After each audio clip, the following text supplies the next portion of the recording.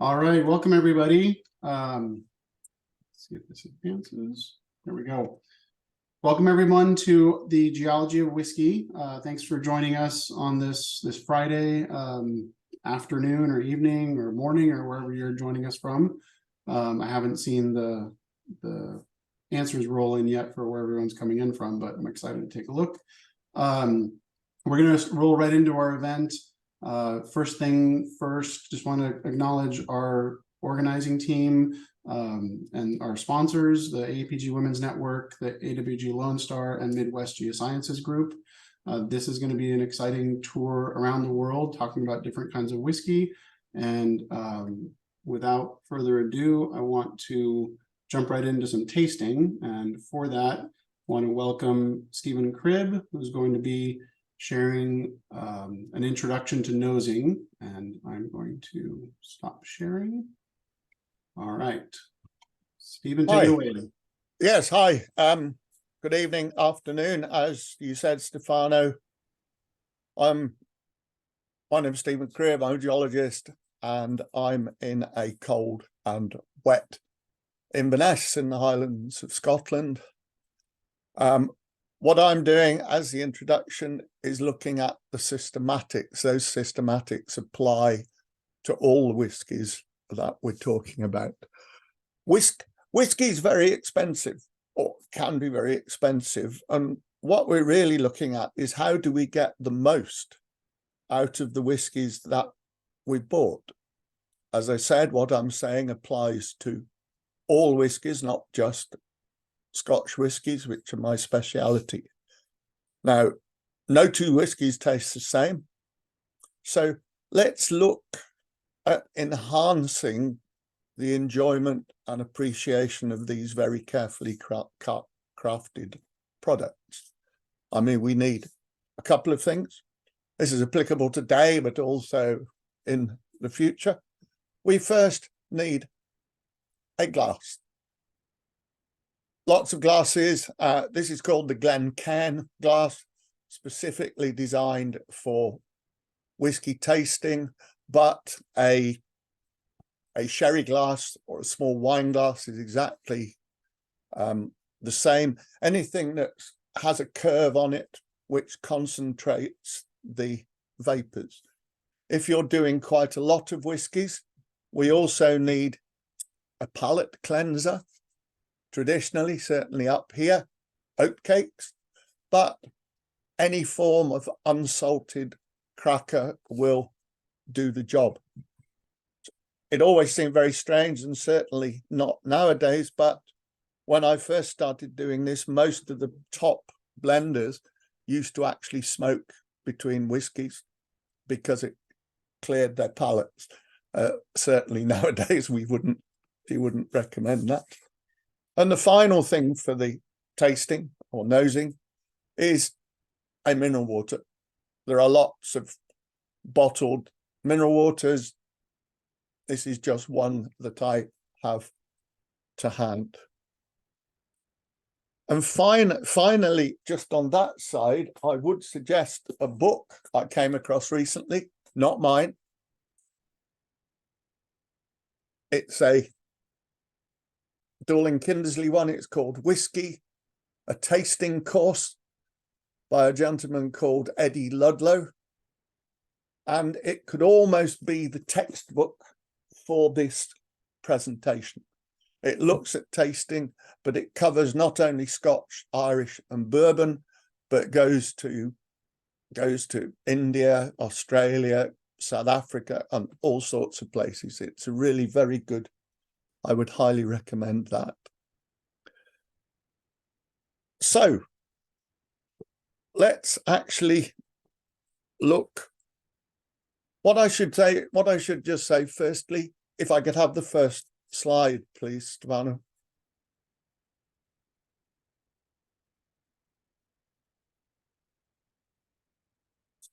Right, I know it's a bit gruesome, certainly when it's this size on the screen. But the mouth and throat and nose system has a large amount of sensors both in the nose itself, in the top of the mouth, in the upper palate, along the tongue, and indeed down the throat as well. And we need to take all this into account when we're actually doing the tasting. Can I come back to me, please? So let's have a look at what we're going to do. I'm using one of the whiskies that we've mentioned tonight, Glenmorangie. Glenmorangie is a distillery about 50 miles north of where I live in Inverness itself, up in the north, up in the Northern Highlands. And there's a very formal procedure which will help you appreciate the whole system. Firstly, just hold it up. Hold it up to the light.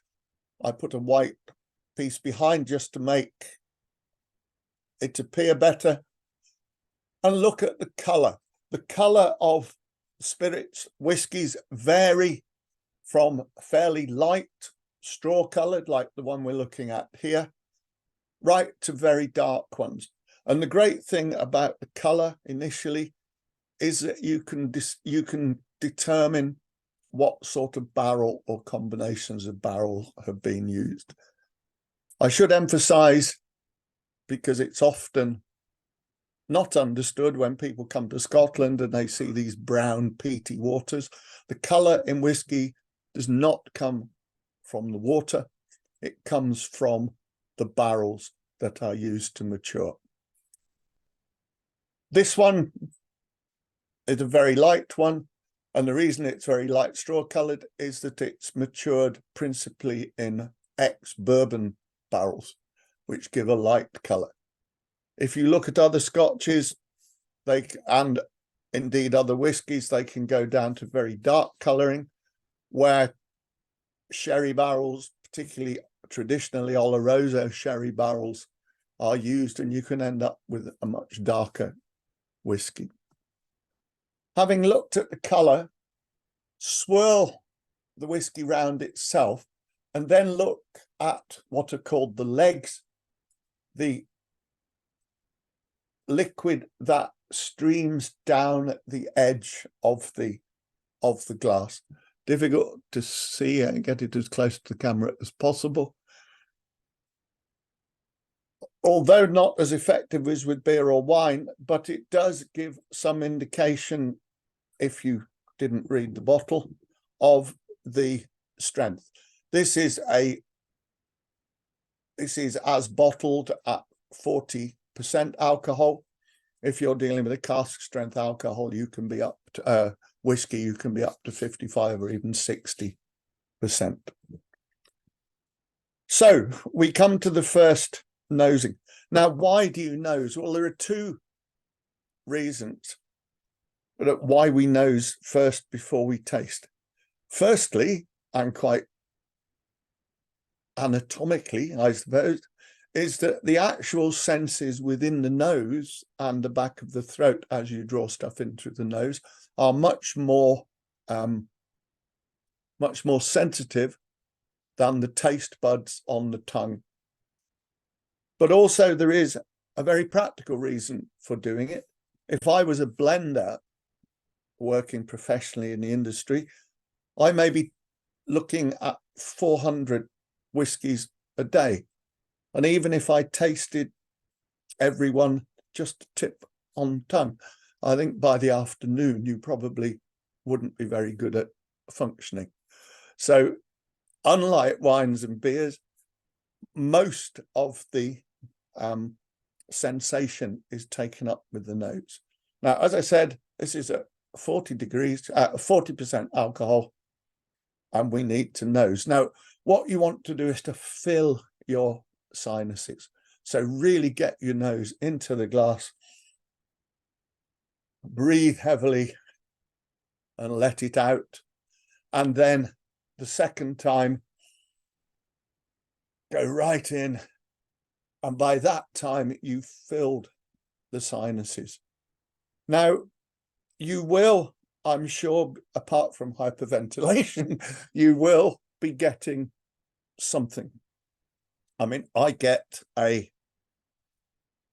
sort of woodiness, but it's very spirity. The alcohol content is quite high, so it's sharp. There may be a little bit of fruitiness, but nothing I can particularly determine. So what I need to do next, having nosed it neat, is to add water. Now, adding water, you can do all sorts of things. You can use a jug and just tip it in. You can use a syringe. You can use a dropper, a pipette dropper. But I have one of these very smart, fancy things. It's really rather good. I like this one particularly because it's got a still on the top. I mean, they're available all over the place. Whiskey is a business of gadgets. And what essentially I'm going to do is I'm going to put in an amount of water, usually a few drops. Professionally, you could go right down to make it 50-50, but there's no need for that. Swirl it around again, and then back into the nosing. And what you will immediately see is that by reducing that alcohol content down from the 40%, you have released the aromas. They literally explode out of the glass. When I do big demos, if the room's got lots of whiskies there, you can smell it. As soon as everybody else puts the water in, the whole room is just full of the vapors. And the thing about that as well is it allows you to get more complex. It is quite light, but I'm starting to get vanilla and oranges and apples. It's quite spicy as well. And I know we're in late fall, but it's reminiscent of cut hay is one of the things. Hey, Stephen, just want to do a brief time check. Got a couple minutes. Yeah, okay. Well, I'm almost No worries. So, well, 2 or 3 anyway. The next stage is to taste it. So we actually taste it, fill our mouth, let it spread throughout the mouth, and then swallow it. And you'll get a different range of tastes, sweet, grainy, but fruity. But the other thing when you taste it is you can get what's called, you can pick up the body or the mouth feel. Very difficult, a very difficult thing to actually describe. But if you try the whiskies that you're going through tonight, they will feel different. Some will feel quite heavy, some will feel quite thin. And then as you swallow it, you get what's called the finish. And that's the additional flavor as the whiskey goes down your throat. Now, the big problem, and this is coming towards the end, if I could have the slide, please, Stefano.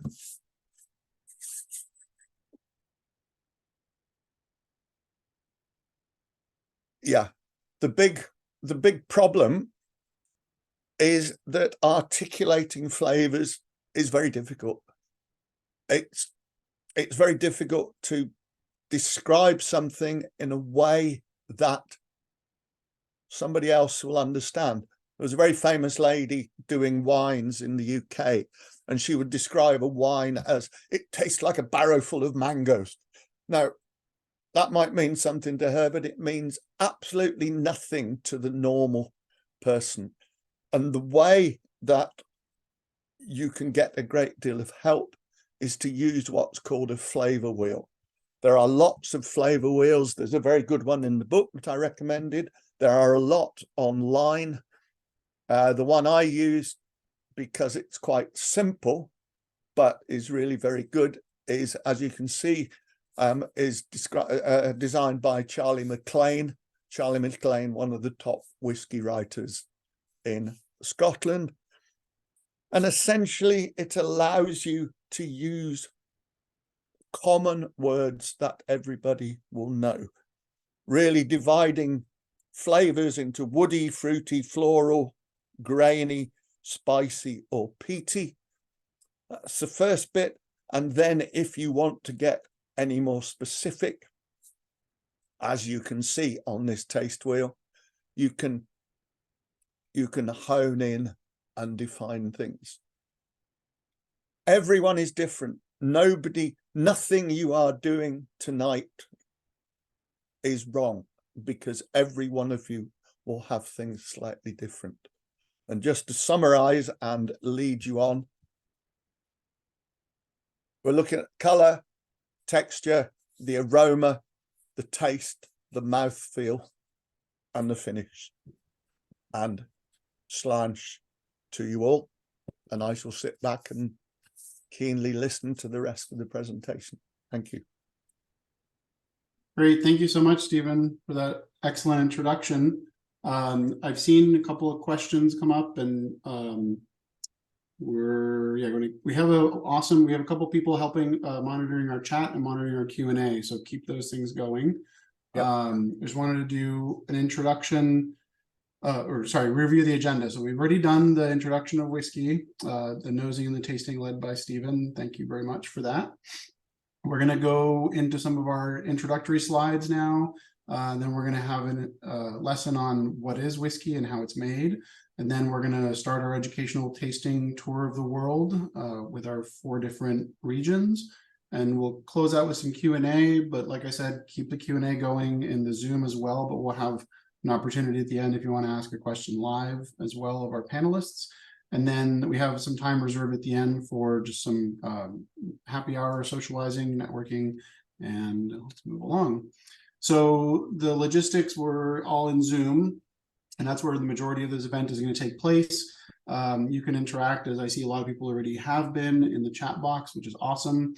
If you do have any questions, though, put them in the Q&A box and check on there, because you can upvote and I don't think you downvote, but you can upvote questions in there. And we have one of our awesome team members monitoring that, so thank you. And then, as some of you, if you joined early or at the beginning, we were doing some introductory slides on Menti, some Q&A in there. And this QR code and the code that you see written on there, we're going to keep using it throughout the tasting portion for the interactive part. Lastly, we're all being recorded, so it's going to be posted to our YouTube channel. So if there's something you missed and you want to go back and check out, or if you want to relive this again with some other friends or share it with people who weren't able to attend today, that it'll be posted on there probably sometime next week. All right, so let's see some news from our sponsoring organizations. The AAPG Women's Network is one of the sponsors of this event and hosting the Zoom meeting as well. On here, you'll find links to join the AAPG Women's Network, and Carla, our awesome chat monitor, she's going to post this link in the chat as well. So you've got the hyperlink ready to go. We have some end-of-year networking events planned, both virtual like this for those all around the world. And then since we have a good majority of members in Houston, we'll do some in-person events as well. We have another installment of our Geology of series coming up in the first quarter of next year. It's going to be Geology of Pigments and Paints. We're in the planning stages of that, and we have a few panelists lined up and looking for a couple more. And so stay tuned for that. And it'll be announced towards the end of the year, and we'll have it. It'll be another virtual event in the first quarter. And like I said, the YouTube channel has our past events, all of the various webinars that we've done, including the Geology of series. So if you want to go back and see, if you're new to this event series, there's a Geology of Wine, there's a Geology of Wine and Cheese, Geology of Beer, and then we've also started doing some non-alcohol related ones. So we have Geology of Coffee already in there as well. So I will pass over to Kat. Go for it. Hi, I'm Kat. I'm speaking on behalf of Dan Keller, who is with Midwest Geosciences Group. So he's another volunteer with our Geology of team. So he just asked that we pass on a bit of information about another webinar that might be of interest. Dan couldn't be here today because he is in Calgary teaching a groundwater course. Water is very important for whiskey. So Dan asked us to bring your attention to this webinar, Mechanics of Delegation, where people can learn about stepwise procedures for delegating any tasks to anyone. And this will be put on by Bill Truby, and he is the co-founder of Truby Achievements. So this is going to be on December 14th. For 1 to 2 p.m. Central Time. It's free. Midwest Geosciences Group is an important partner for the event that you're seeing today and for all of our Geology of events. So this is going to be a really great webinar for anyone who's looking to learn about the mechanics of delegation. So thanks very much, Stefano. I'll pass back to you. Great. Thanks, Kat. And thanks to Midwest Geosciences Group for being a co-sponsor and co-organizer of this event. Let's go on to our next slide. Okay, thank you. All right, so we're going to meet our panelists. You've already met Stephen Cribb. He did our awesome introduction. Then our other panelists are going to take us all around the world. Dr. Gemma Barrie is going to talk about Irish whiskey. Lora Luckenbach is going to go over American whiskey and bourbon. And Sandra Marek is going to talk about Scotch whiskeys. But the next person I'm going to pass the baton over to is Quinn. She's going to give a little introduction to herself, but she's going to first talk us through how whiskey is made and what whiskey is, and then come back at the end and introduce Canadian whiskey to us as well. So go ahead. I'm going to spotlight you. Perfect, thank you. So yeah, I'm Caitlin, the only geologist that's the only non-geologist that's not on the call. I'm a master distiller and director of innovation at my company, which I'll talk about a little bit later. There's some pictures kind of lettered in here because IP is a thing. But essentially, I'm just going to take you through quickly kind of what is whiskey as the kind of distillation expert on the call. And then we'll go through Canadian whiskey a bit later because that's where I'm based. I saw a couple of people based in Canada in general, but I'm in actually Calgary, where Dan is right now teaching. So whiskey is simply a distilled alcohol produced from a fermented grain mash. Minimum alcohol content, or ABV, as you'll hear me and everyone else talking about it today, is 40%. Maximum is 94.8, which very rarely you'll see that in an actual packaged finished product. Types of whiskey are typically defined by 3 major factors: the grain types, the distillery location, and the fermentation process. So you'll see a lot of people talking about what type of grain in particular, or your mash bill is used for each type of whiskey, your geographical location. So for instance, Scotch has to be made in Scotland. And then fermentation processes are big, especially in, say, America for like bourbon. And then I'll go on to the next slide. Single malt whiskey in particular, we'll kind of do like a single malt versus blended. It covers kind of the general terminology for most other types. You'll see more in depth with each different region as people are presenting throughout. But single malt refers to single base grain malted barley being used in production. Single distillery produces a single malt as well. So that's a lot of people get confused between, say, like a single cask whiskey and a single malt whiskey. Single malt just means one distillery, one type of grain. Single cask is one single barrel of whiskey. So you'll only get, say, 300 to 400 bottles from that. Whereas a single malt, you can have hundreds of thousands of bottles if you have enough whiskey in storage. Can be made in any country, no geographical requirement for single malt whiskey. Again, there's Scotch single malt, American single malt, Canadian single malt, but single malt whiskey itself has no geographical location. And pot distilled whiskey typically used without the use of a column. So you'll see potentially like a bunch of different pictures of stills today. Pot stills are just the short, fat ones. Column stills, tall, lots of different windows in them. I'll go on to the next slide now. Blended whiskey. So blended whiskey is, I would say, about 80 to 90% of whiskey sales across the world. It's your kind of everyday. People don't have, like, any barriers to this whiskey per se. Like single malt typically is your higher price point. In Canada, at least, we're looking like $100 plus a bottle. And then blended whiskey, you'll see on the shelf like in your $30 to $50 range. It's a combination of spirits, usually malt whiskey, like we were talking about from the single malt, and grain whiskey. There can be a bunch of different things in there. Typically in Canada, we'll have rye in there, but not necessary. It just typically is a mixture of a grain and a malt whiskey. Usually produced from spirit from multiple distilleries. So you'll find a lot of small producers will buy in whiskey from bigger producers, add some of their product in, and it allows them to increase their production and actually have whiskey on the shelf when potentially they wouldn't be able to just from their own production. Typically, you aim for a consistent flavour across releases. So think of your Johnny Walkers or something like that that consistently will taste the same. Usually a lower price point than I was saying. And typically there will be the use of a colour in there just to keep it consistent. So caramel colouring is allowed across all categories of whiskey.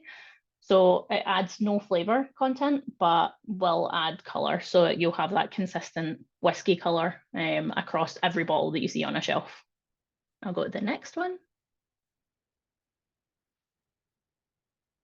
So the grain.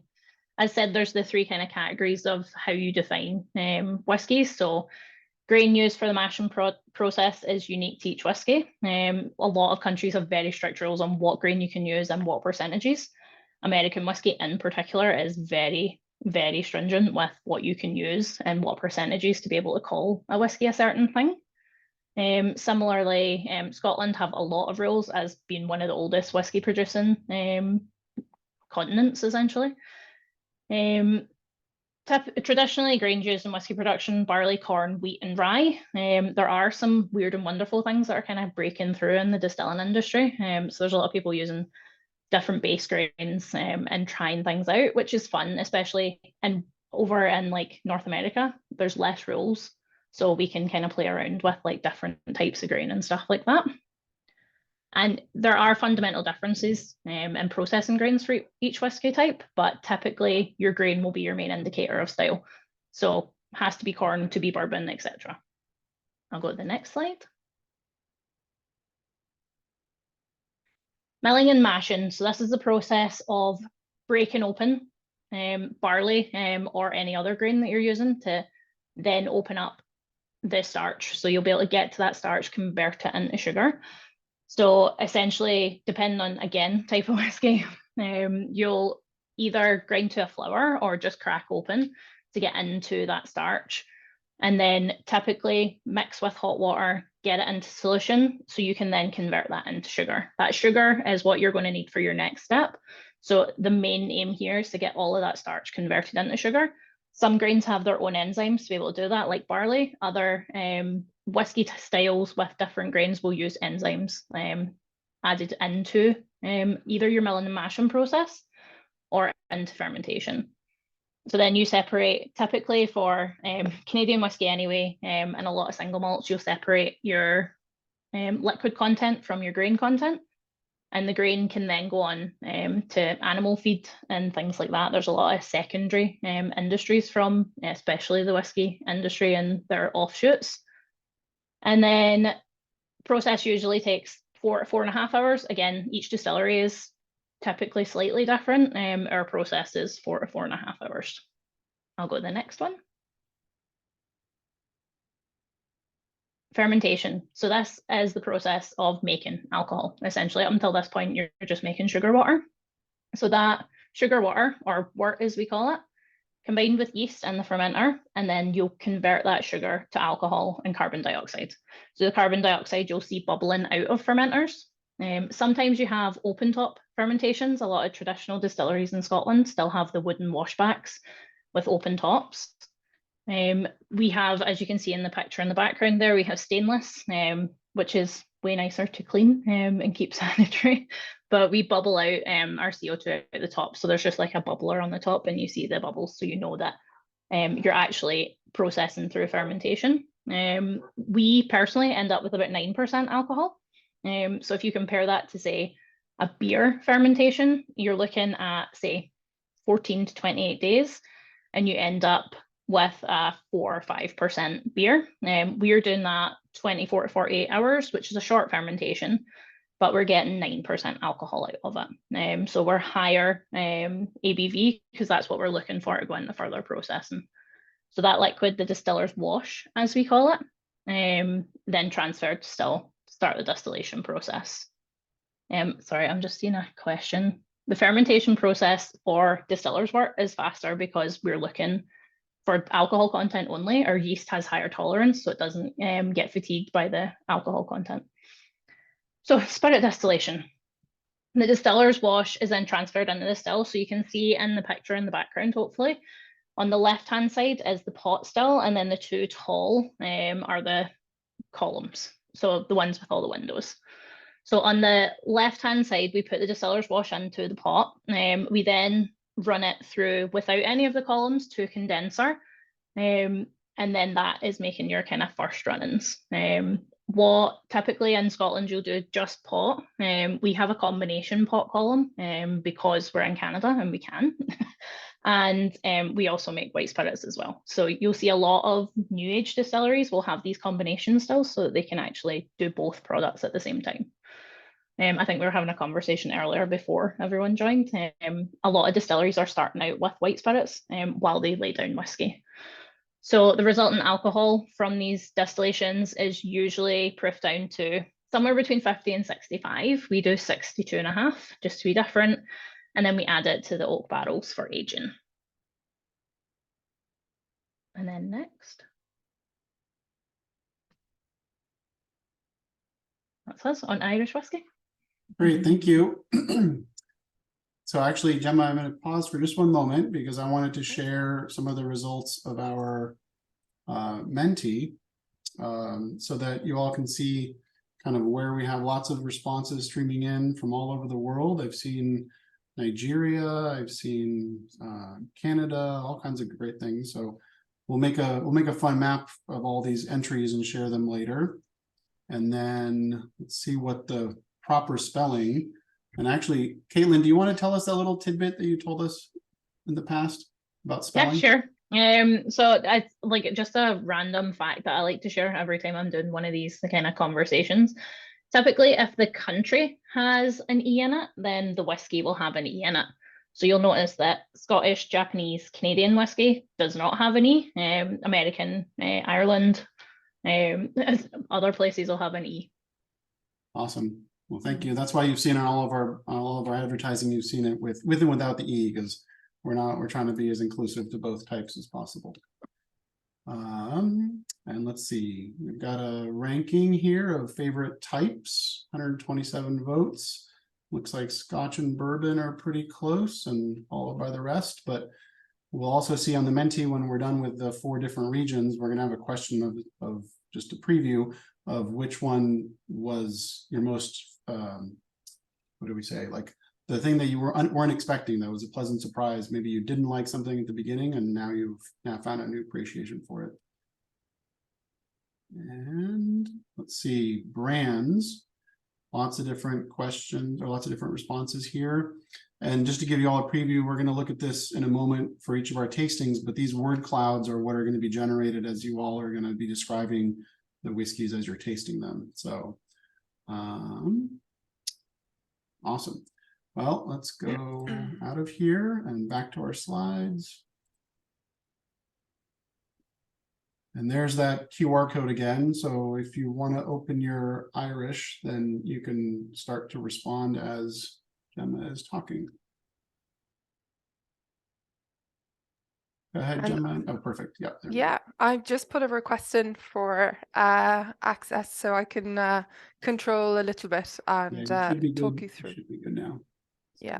So I'm just to give you some background. I'm a geologist, a geochemist actually by training, but working as a geologist. And I've worked in the oil industry for the past 11 years, initially at Chevron and now more recently at BP.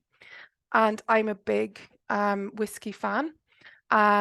I'm not really the like be all and know all of Irish whiskey. I enjoy it, but I definitely do enjoy my whiskies, especially some whiskey cocktails. They would be some of my favorite things to have at the weekend. So I'm trying to move slides here and I don't think I can. So can Or you see just my, clicking in the screen, maybe? That's what I was doing.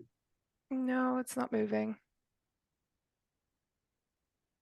Okay. Um, I'll take control and I'll click for you. Sorry. yeah, I'll let you just be in Okay. control. That's fine. It says you still have control. Oh, here we go. All right. Yeah. There we go. Okay, so I just wanted to give you a quick background into the geology of Ireland, just so you can understand where this wee little country that looks like a koala bear trying to give you a hug, you learn a bit about the geology of it. So if you look at the map, the bedrock geology map of Ireland, you can see that there's, unfortunately, there's something in the corner here, but there's two big sections that you can see very clearly. One is in red and the other is blue. And then down at the very, very southeast of Ireland, there's a tiny little patch of green. So the red area here is our Laurentian margin geology. And then at the very bottom, that little tiny bit of green is the Gondwana margin or Avalonia. So we're talking about big mega regional tectonics here, and I'm not a tectonics person. But the history of Ireland is actually pretty cool. The geology of Ireland is pretty cool. So if you think of Laurentia, we think like, Appalachia, the mountains over there. This is the North American continent. That Ireland, the part of Ireland, 1/3 of the country, in fact, has similar geology to, or geology related to that. And it's all Paleozoic age geology. So it's super, super old stuff, right? These are really, really old rocks. And then you have this blue section here, which are the Diaptous ocean deposits. Now, when the Laurentian margin and Gondwana were colliding, the Diaptous ocean began to close, and that's the deposits left here are what's remnant of the Diaptous ocean as it was being subducted. So it's a pretty cool kind of geology story. In the reddish area, we've got a lot of metamorphic rocks. We've got some Ordovician old granites, and we've quartzites. And then in the blue section, we've got a lot more sands and we've got a lot more limestones that are also present, that have survived and are currently at the surface in Ireland. And why am I telling you about this? Well, because the geology is fundamentally going to control a lot of things that are important in the process of making whiskey. And so the first thing here that I want to talk to you about is water. In Ireland, the Irish the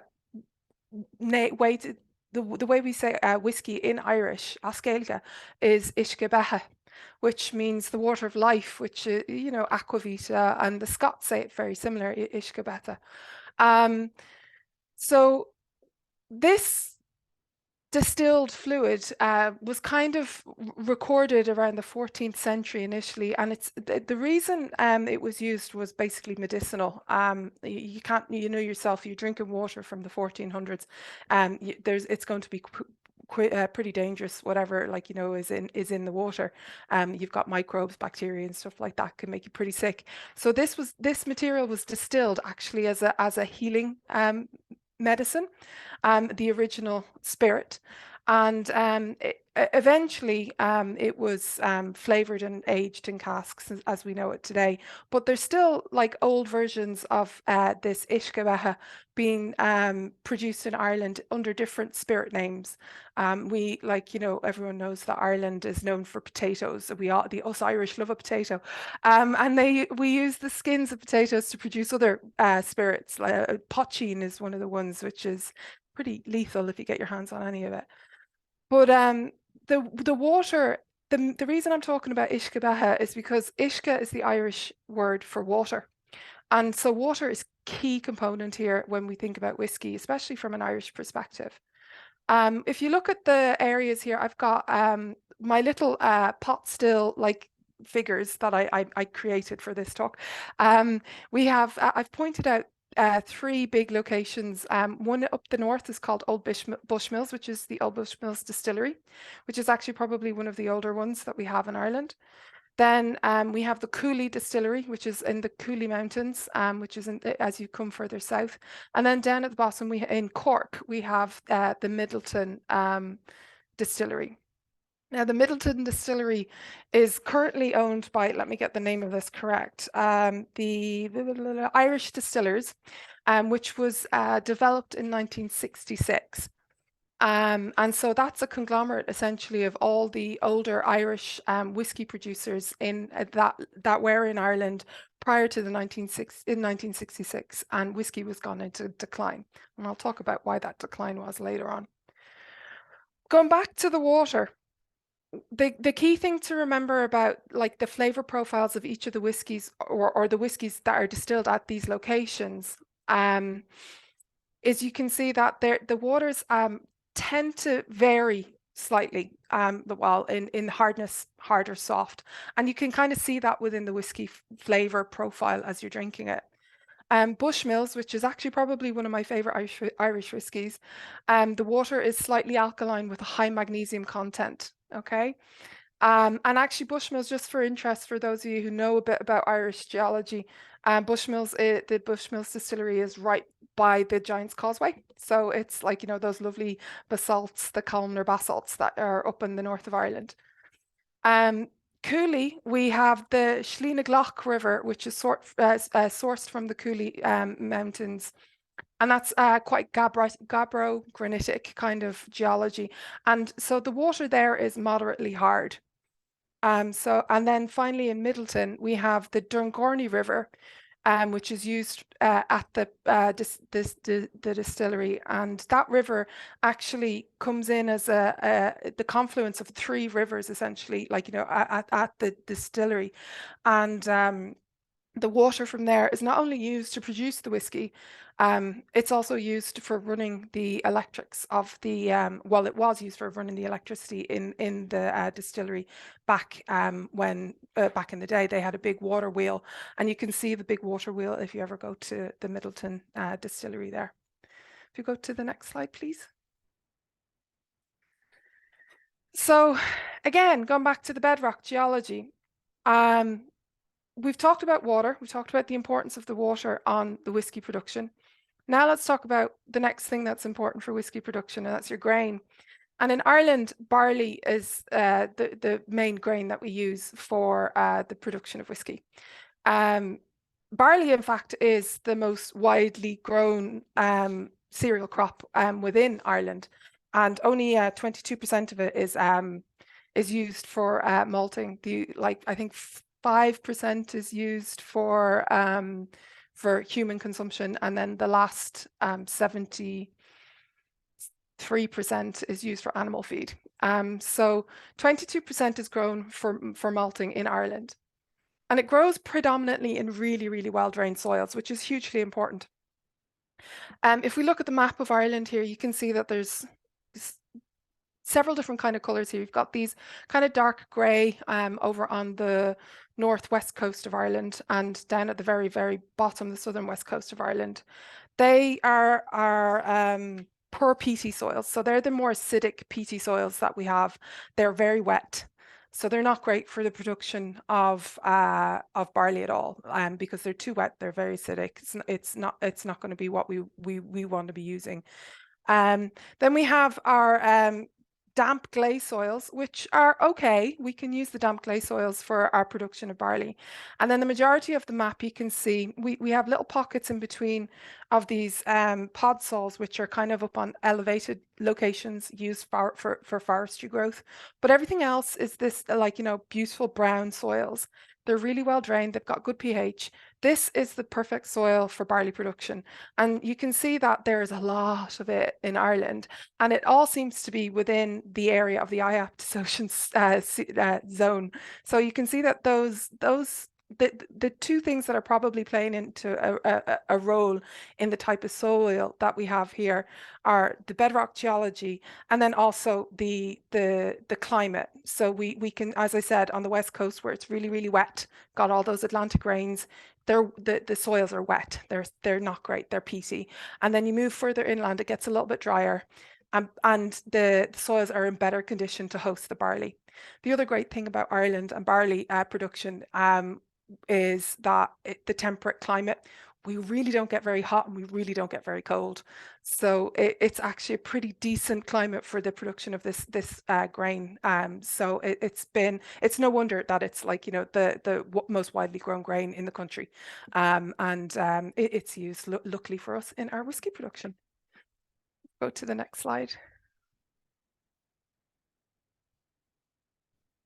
Okay, so now we're going to talk about Irish whiskies, just to give you some.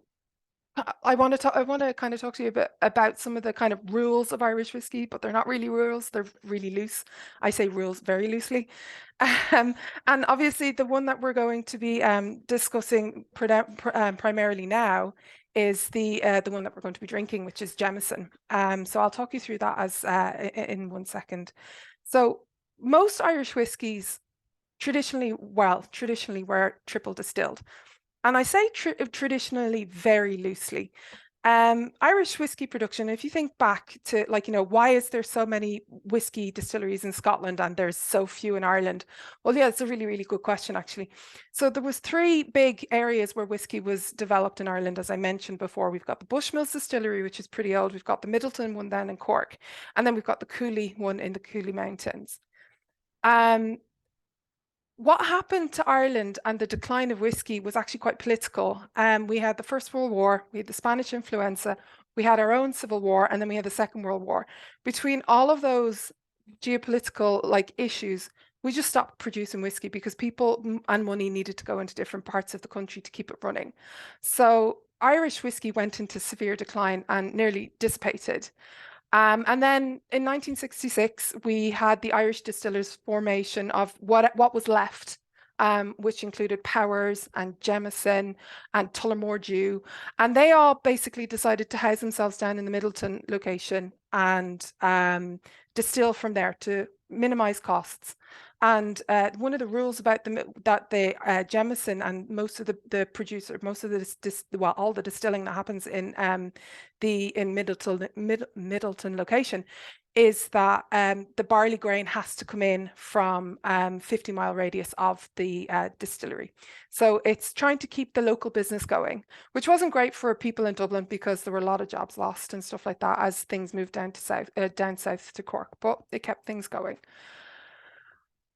I say Irish whiskey is triple distilled because historically they have been, but more recently we've had Teelings is a Dublin distillery, and we've had other distilleries potted throughout Ireland that are only doubles distilling the liquid now. And what I mean is that they're distilling probably in Caitlin can probably correct me on this, they're making probably some sort of pot still in a single batch and combining it probably with a coffee still, column still, and so they're distilling it in different processes and then blending, right? So you've got your pot stills, which tend to be all one batch still, and then you have your column still, which is a slightly different process. It's a lot more efficient. Traditionally, because there's not very many whiskies to talk about, there's no peat smoke used in Irish whiskey. So Irish whiskey very rarely is peaty. And that's one of the reasons why I actually struggle a lot of the time with some of the Scotch whiskies that I taste, because I often find them very peaty. And I'm just not used to that. So I quite enjoy a non-peaty whiskey, to be perfectly honest with you. But that's also changing. And one of the neat things about this is that there's a whiskey called Connemara whiskey. It's again a double distilled. It's coming from the same people who own Teelings. But they're distilling it in Cooley still, I think, at the moment. And they are actually using peat smoke for some of that. What's really important about that is that Connemara is over on the west coast of Ireland. It's in Galway, and it's where the soils are all really, really peaty.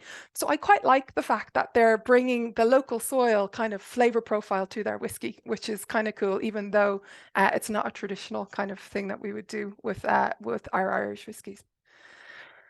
The other thing that you need to remember is that they have to age it in a barrel for 3 years and a day. And I think that day thing is a little bit crazy. It's so dramatic, you know what I mean? So theatrical, right? That we have to have 3 years plus 1 day for our aging of our whiskey in the barrels. So that's the minimum age for it to be called an Irish whiskey. Before that, you can call it a gin or a potchin or whatever. You know what I mean? You get all these white spirits that Caitlin was talking about. But when it's an Irish whiskey, if you want to call it an Irish whiskey, it has to be aged in a barrel for 3 years and a day.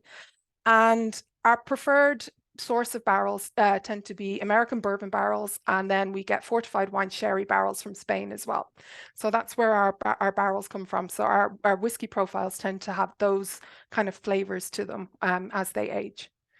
And then pot still, in my personal opinion, is the good stuff. I really, really like a pot still whiskey. If I'm going for my favorite Irish whiskey, it'll be the Redbreast whiskey. And it's a thick, very rich whiskey to drink, and you very much slowly sip it.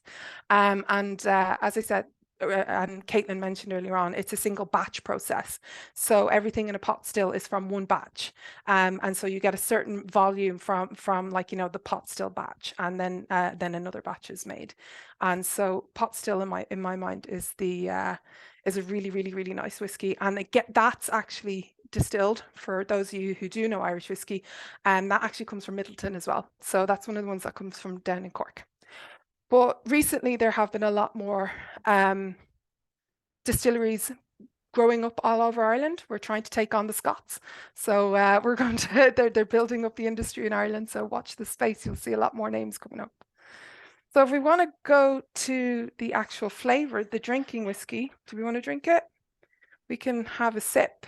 My first recommendation, as Stephen mentioned earlier on, would be to have a good nose. Or actually, no, let's have a look at the color of the whiskey. If you've got a Jameson whiskey, you can have a look at the color of the whiskey and kind of make a decision on what you think that color is.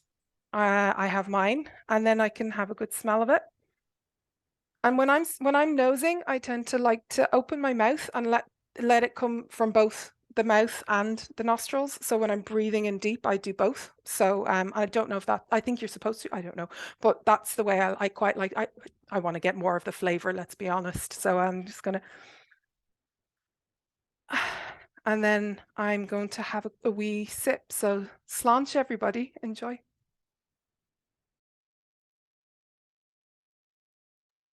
Great. Thank you, Gemma. And thank you. Keep these responses coming in.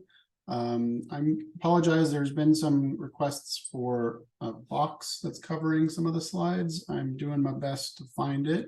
I don't see it on my end. So I hope maybe by unsharing and resharing, we can fix that. Apologies. Huh? No.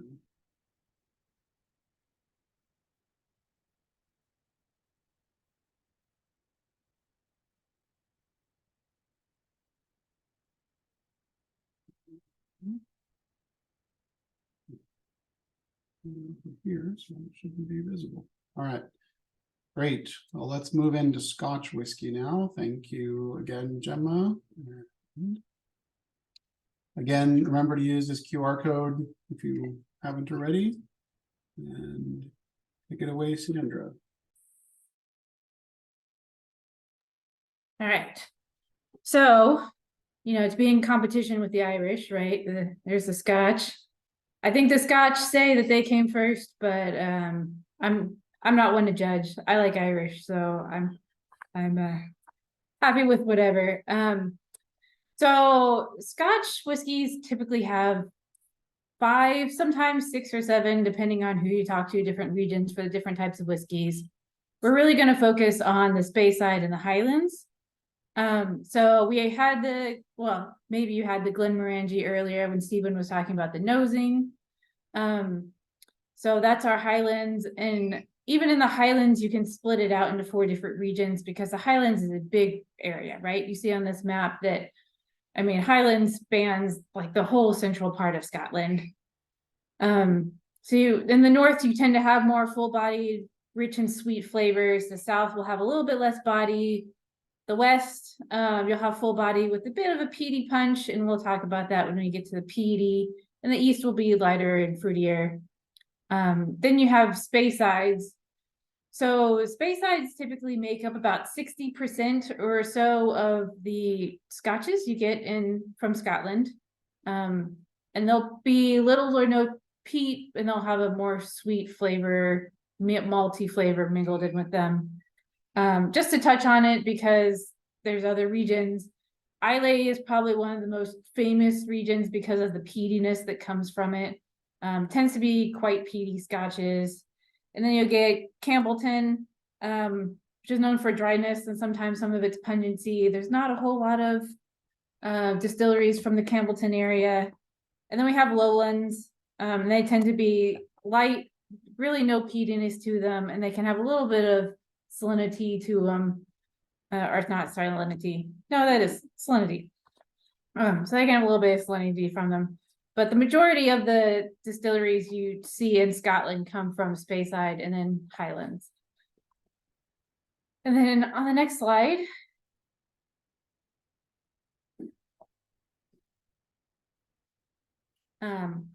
Gemma already talked a lot about barley, so I'm not going to go through a bunch of that stuff. Similar process. I mean, Irish and Scottish, they're in competition with each other with who makes the best whiskey. One of the things about Scotland is they're very particular about their whiskeys and what they can call a Scotch and what you can just call whiskey, right? One of the things they're picky about is their quality of Scotch and their homogeneity of what they get.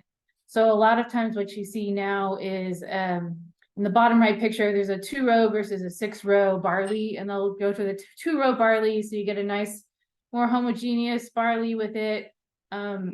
Really, there's about 10 strains of barley that are used for Scotch whiskey now.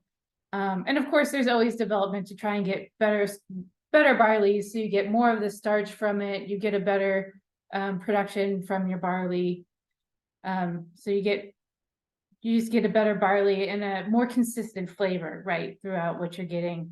And with barley, really, there's a grade scale from 1 to 9 for quality and consistency, and only the top 3 grades are used for Scotch. So the Scottish are very particular about what they can use and what they can create to make Scotch from the barley. Also, they're very picky about water, but I don't really talk about that a whole lot as well. I know Gemma touched on that as well with water sources, but let's go to the next slide. Gemma also talked about this, but Scotland is a little bit different. You can see, Ireland down there in the corner, but barley, again, it's the same base product for what you're making with an Irish whiskey versus a Scotch. Barley is what you use. You don't use corn, you don't use rye. It's purely a barley product. But it grows best in well-drained, fertile, loamy soils. So you can kind of see here, there's a lot of yellow and you've got a lot of like sand to loam, loamy areas. So you're getting more of the well-drained areas. I mean, if you think of it traditionally, well, barley is what grew well here. So of course, that's what they use for their, their distillation, what they use for their whiskeys and whatnot. So it makes a lot of sense. And Ireland will be fairly similar in that aspect as well.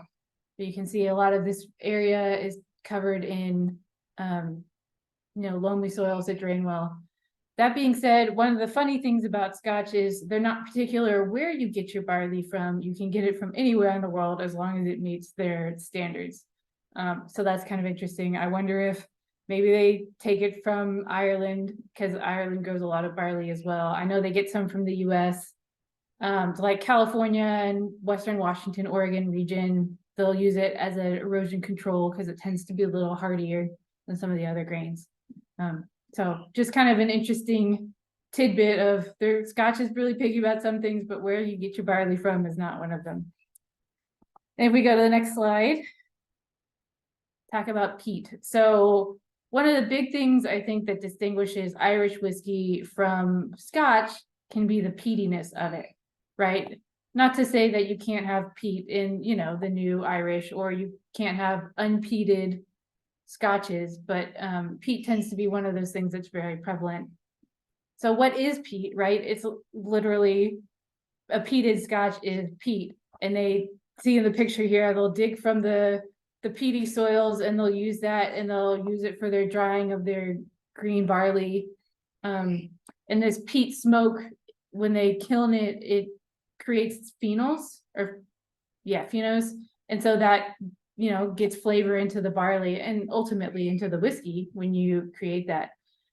So there's a lot of peaty places around Scotland, and I'll show that in the next slide, but there's just kind of a scale which very heavily peated. It's in parts per million.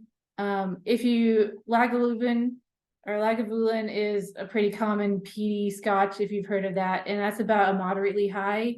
Highland Park, if you grab that one, is a medium peated, versus the Speysides, which would be the other whiskey, is a very lightly peated whiskey. So you do have quite the variation in there.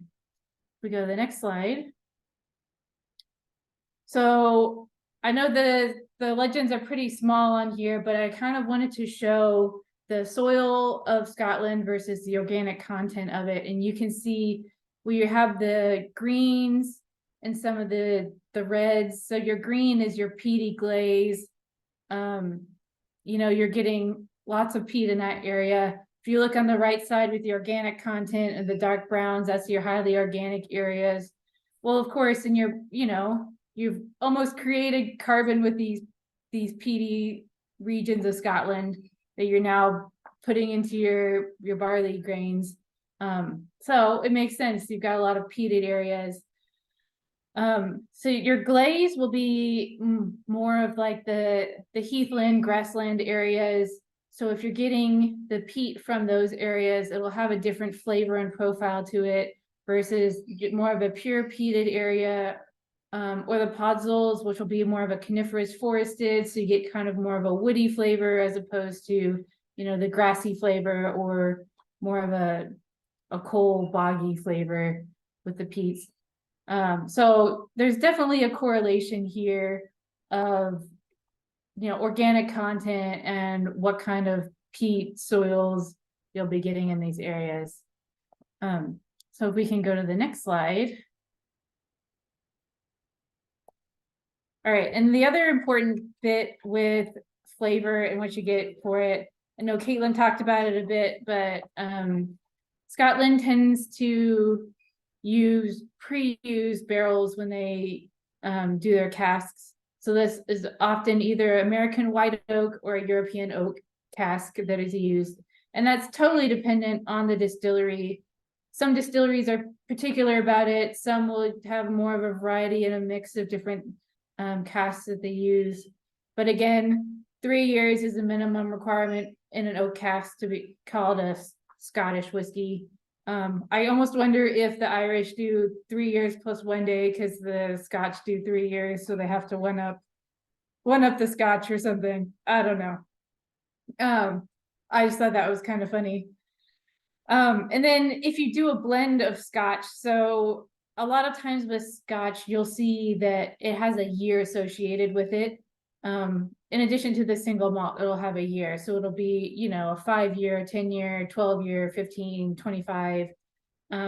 So if it's a blend of any of these ages, then the age is represented by the youngest age that's blended in there. So one of the other things that they're very particular about.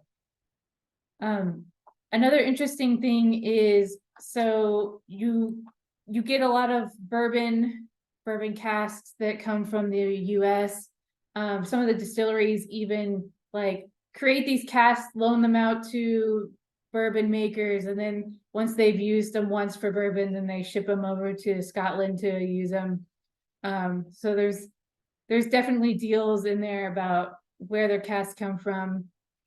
There's different charring that is used in these casks. So charring can help get rid of some of these green flavors that you get with the barley. So it just helps create a more robust flavor. And then what's been used to distill it beforehand can make a difference. So did it hold bourbon, or some of the European, you tend to get more sherries or ports or table wines, things of that nature, which the European oak tends to give the whiskey more of like a dried fruitcake, fruity flavors, raisins, dates. Some of the more bitter tannins can be in those, versus the American oak can tend to give you a lighter flavor, or sorry, a lighter color whiskey, but it gives you some sweeter notes. So it might be a coconut or vanilla or something like that. And then oak casks can be used for up to 80 to 100 years. A lot of times, I mean, once you use it for a while, you get a lot of these flavors and the usage out of the casks. So they'll strip them out, rechar them, retoast them, helps rejuvenate them, helps them to be used longer, but can give sometimes a spicier flavor to the whiskey. So it can definitely change the profile. The other kind of interesting thing about it is lately there's been a like finishing cask that's been done for whiskeys or scotches. And so, you know, a lot of times it'll be, hey, this is a sherry cask, or this is a port cask. I have a Glenfiddich that says IPA. It's one of their, you know, testing that they've done with it. So there's all sorts of different ways that it might be more of a blended as opposed to a single malt, but they market it by the finishing cask, which can give it a different profile too. So there's lots of different ways that you can get flavors into your scotch, but a lot of it comes from the barrels that they use. And then I think next up is pouring ourselves the whiskey. So let's go ahead and start with, if you've got the Speyside, whiskey, I think that is the Glenfiddich or Glenmorangie is the one that was used. The Glenlivet is what we were recommending, or the Sorry. Glenfiddich. Yep. Glenfiddich or Glenlivet.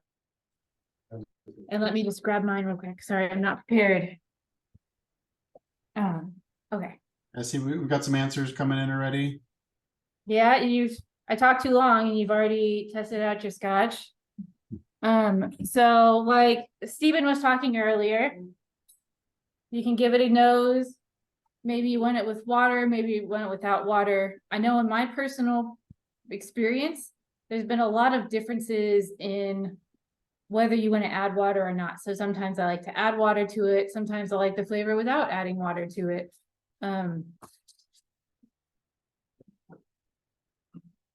Give it a taste, see what you think.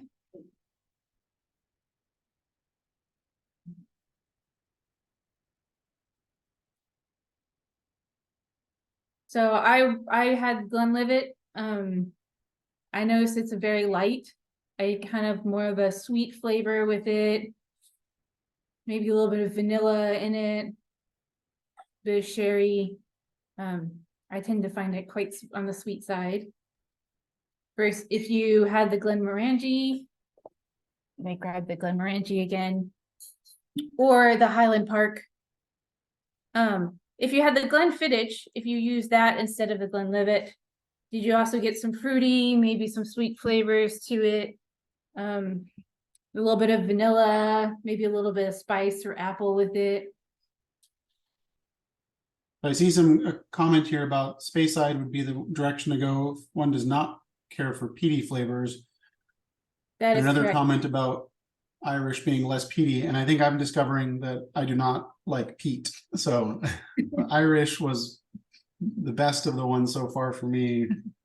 The Glenlivet a little more strong, and then this Highlands one is more peaty. So I think I've discovered so my Speysides can still tend to get just a little bit of peat in there, regardless, kind of just because of what the environment is, and there's so much of that in the area. As far as my understanding is, with the Irish triple distilling, that really evens out some of that flavor and it helps just create a more smooth flavor with the Irish. Whereas Scotch is, you know, more robust in there, I don't know, manly or something. I don't know. You can get more robust flavors with Scotch. than you do with Irish. So it's just a very different flavor. So And I this is switched the- over to the Highland Scotch now for the Yeah, so- distillery. Your Highland or Glenmorangie. I know we tasted it earlier, or you might have tasted it earlier. Do you get any like sweet or fruity flavors from it? Sweet, vanilla, heavier, strong, sharp oak, yeah, peaty. Yeah. I definitely get a heavier flavor with it, that's for sure. I like the toasted marshmallow comment. I don't always get all of the flavors in there. So Yeah. don't feel bad if you're like, this tastes like Scotch. I don't know. If you're drinking the Highland Park, you might get more of a peaty flavor to it. They tend to lose a little more peat. If you go back and you look at the top upper corner of where Highland Park is distilling, there's more of a peaty environment in that area. So it makes sense that, you know, they'd use what's in the area traditionally for what their Scotch is. So, Cool. but yeah, I should get maybe a little bit of sherry, sweet, peat with some of the Highland Park or Glenmorangie. Cheers. Right. Well, thank you, Sandra. We're going to move on to American whiskey, bourbon. So I will spotlight. Take it away, Lora. Awesome. Howdy. I'm Lora Luckenbach, and I've been a geologist with Chevron for over 10 years now. I've spent the majority of my time in asset development and in drilling operations onshore North America and also in Gulf of Mexico. So I've always enjoyed bourbon and American whiskeys, but I'd have to say that I think bourbon became more of a serious hobby of mine when my husband and I took a trip to Kentucky back in 2017. And we joke that, you know, despite all of our worldly travels, that has been by far the most expensive trip that we've ever taken, just because of its lasting impact. So as you guys have already heard, the Irish and Scots are pretty serious about their spirits. So when they began immigrating over to the US, they brought over with them all of that knowledge of whiskey making. And then, you know, ever since we colonized the US, we've been experimenting with local fruits and grains. And for quite some time, rum was by far the most popular drink. You know, trade with the West Indies was going great. It was easy to obtain sugar and molasses. But with taxation and slave trade laws, you know, the common man was looking for something a little bit less pricey. So between 1720 and 1755, about some 200,000 to 300,000 Scots and Irish immigrants came over here, and they began making their way down into the Appalachian Hills. So, you know, their first order of business is clearing off land for a cabin, crops for farming.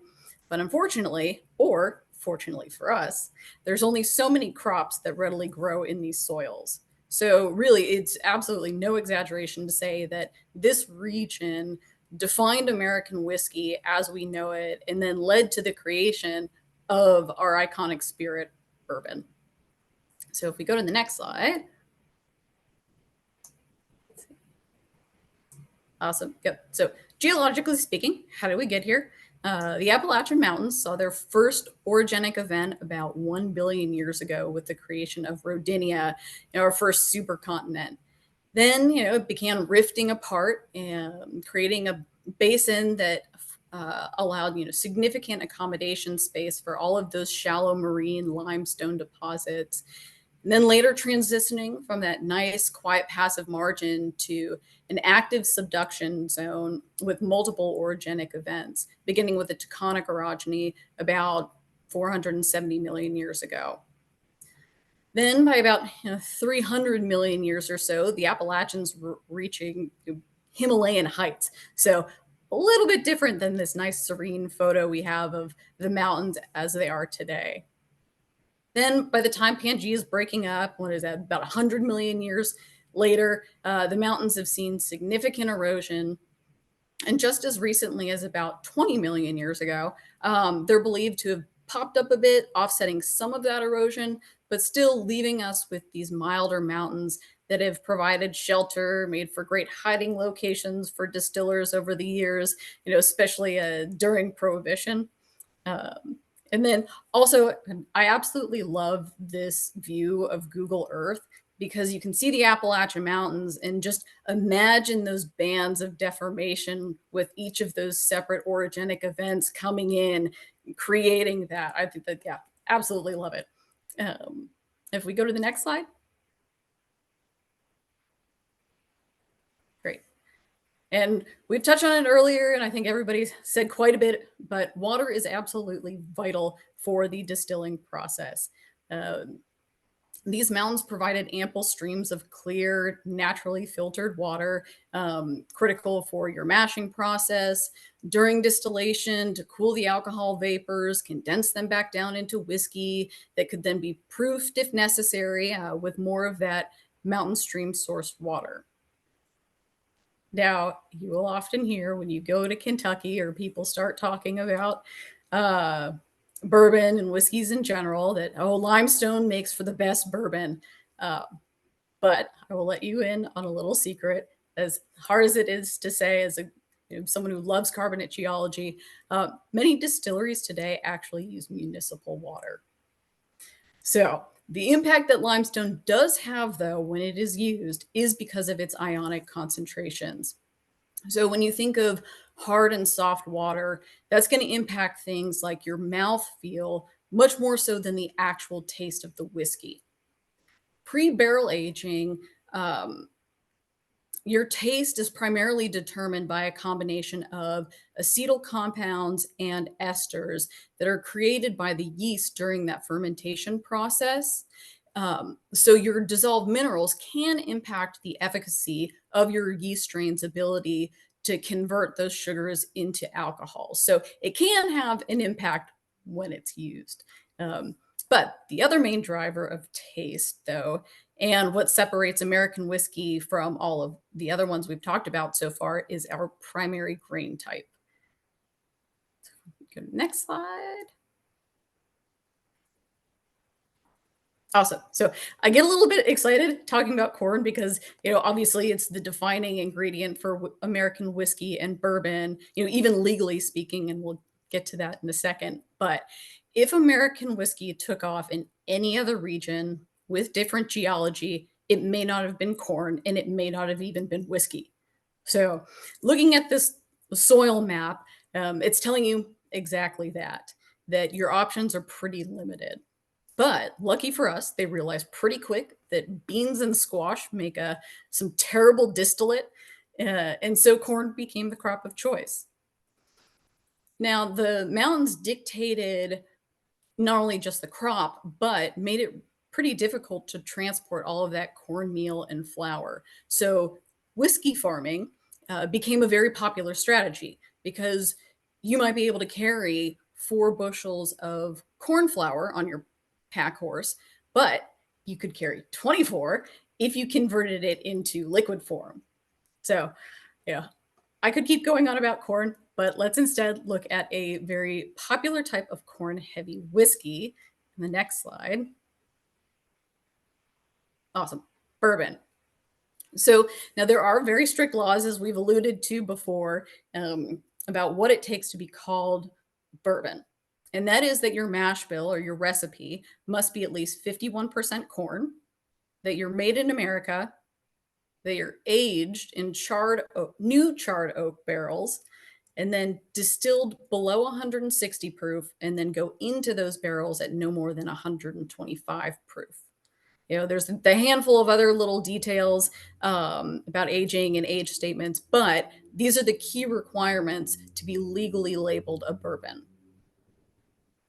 So we go next. Awesome. So the bourbon that we're going to be tasting today is Maker's Mark, and it was co-founded by Margie and Bill Samuels in 1953. And, as this is the Women's Network, Margie is one of the very few women who've been inducted into the Bourbon Hall of Fame. And she knew that if their brand was going to succeed, they needed something that was going to set them apart. A Maker's Mark so to speak. So she's credited with coming up with the brand name, their seal, and that iconic dripping red wax that you see. The mash bill is going to be pretty high: 70% corn, 60% or 16% wheat, and 14% barley. Now it's milder, 90 proof. But what's interesting for such a large product is that they make their batches in less than 19 barrels at a time, which is relatively small for their size.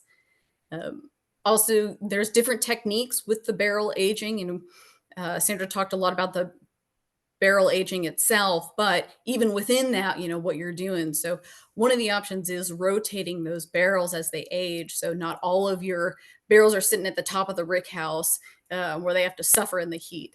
And also, as a mass-produced product, it helps keep some consistency with your barrels. So if you haven't already, since we're about an hour and a half in, we can go to tasting this. And I guess jumping back into it, we did talk about the how-tos, but when nosing bourbon or any whiskey, it helps to cut back on that initial shock of the alcohol when you open your mouth a little bit. So kind of like what Gemma was alluding to. Yeah, we're all going to look a little silly, but it definitely helps, especially when you are sipping and nosing those higher proof alcohols.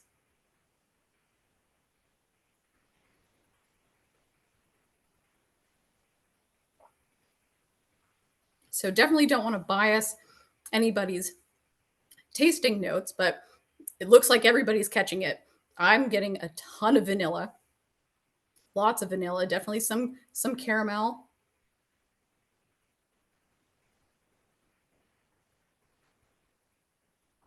You get some oak, and compared to, I'll be honest, I didn't have the Scotch or the Irish whiskey because I knew that I was going to be talking, but something that is very unique to bourbon is those new oak casks. So you're probably going to get a lot more of that oak in your bourbon and American whiskeys than you might in the Irish and Scotch.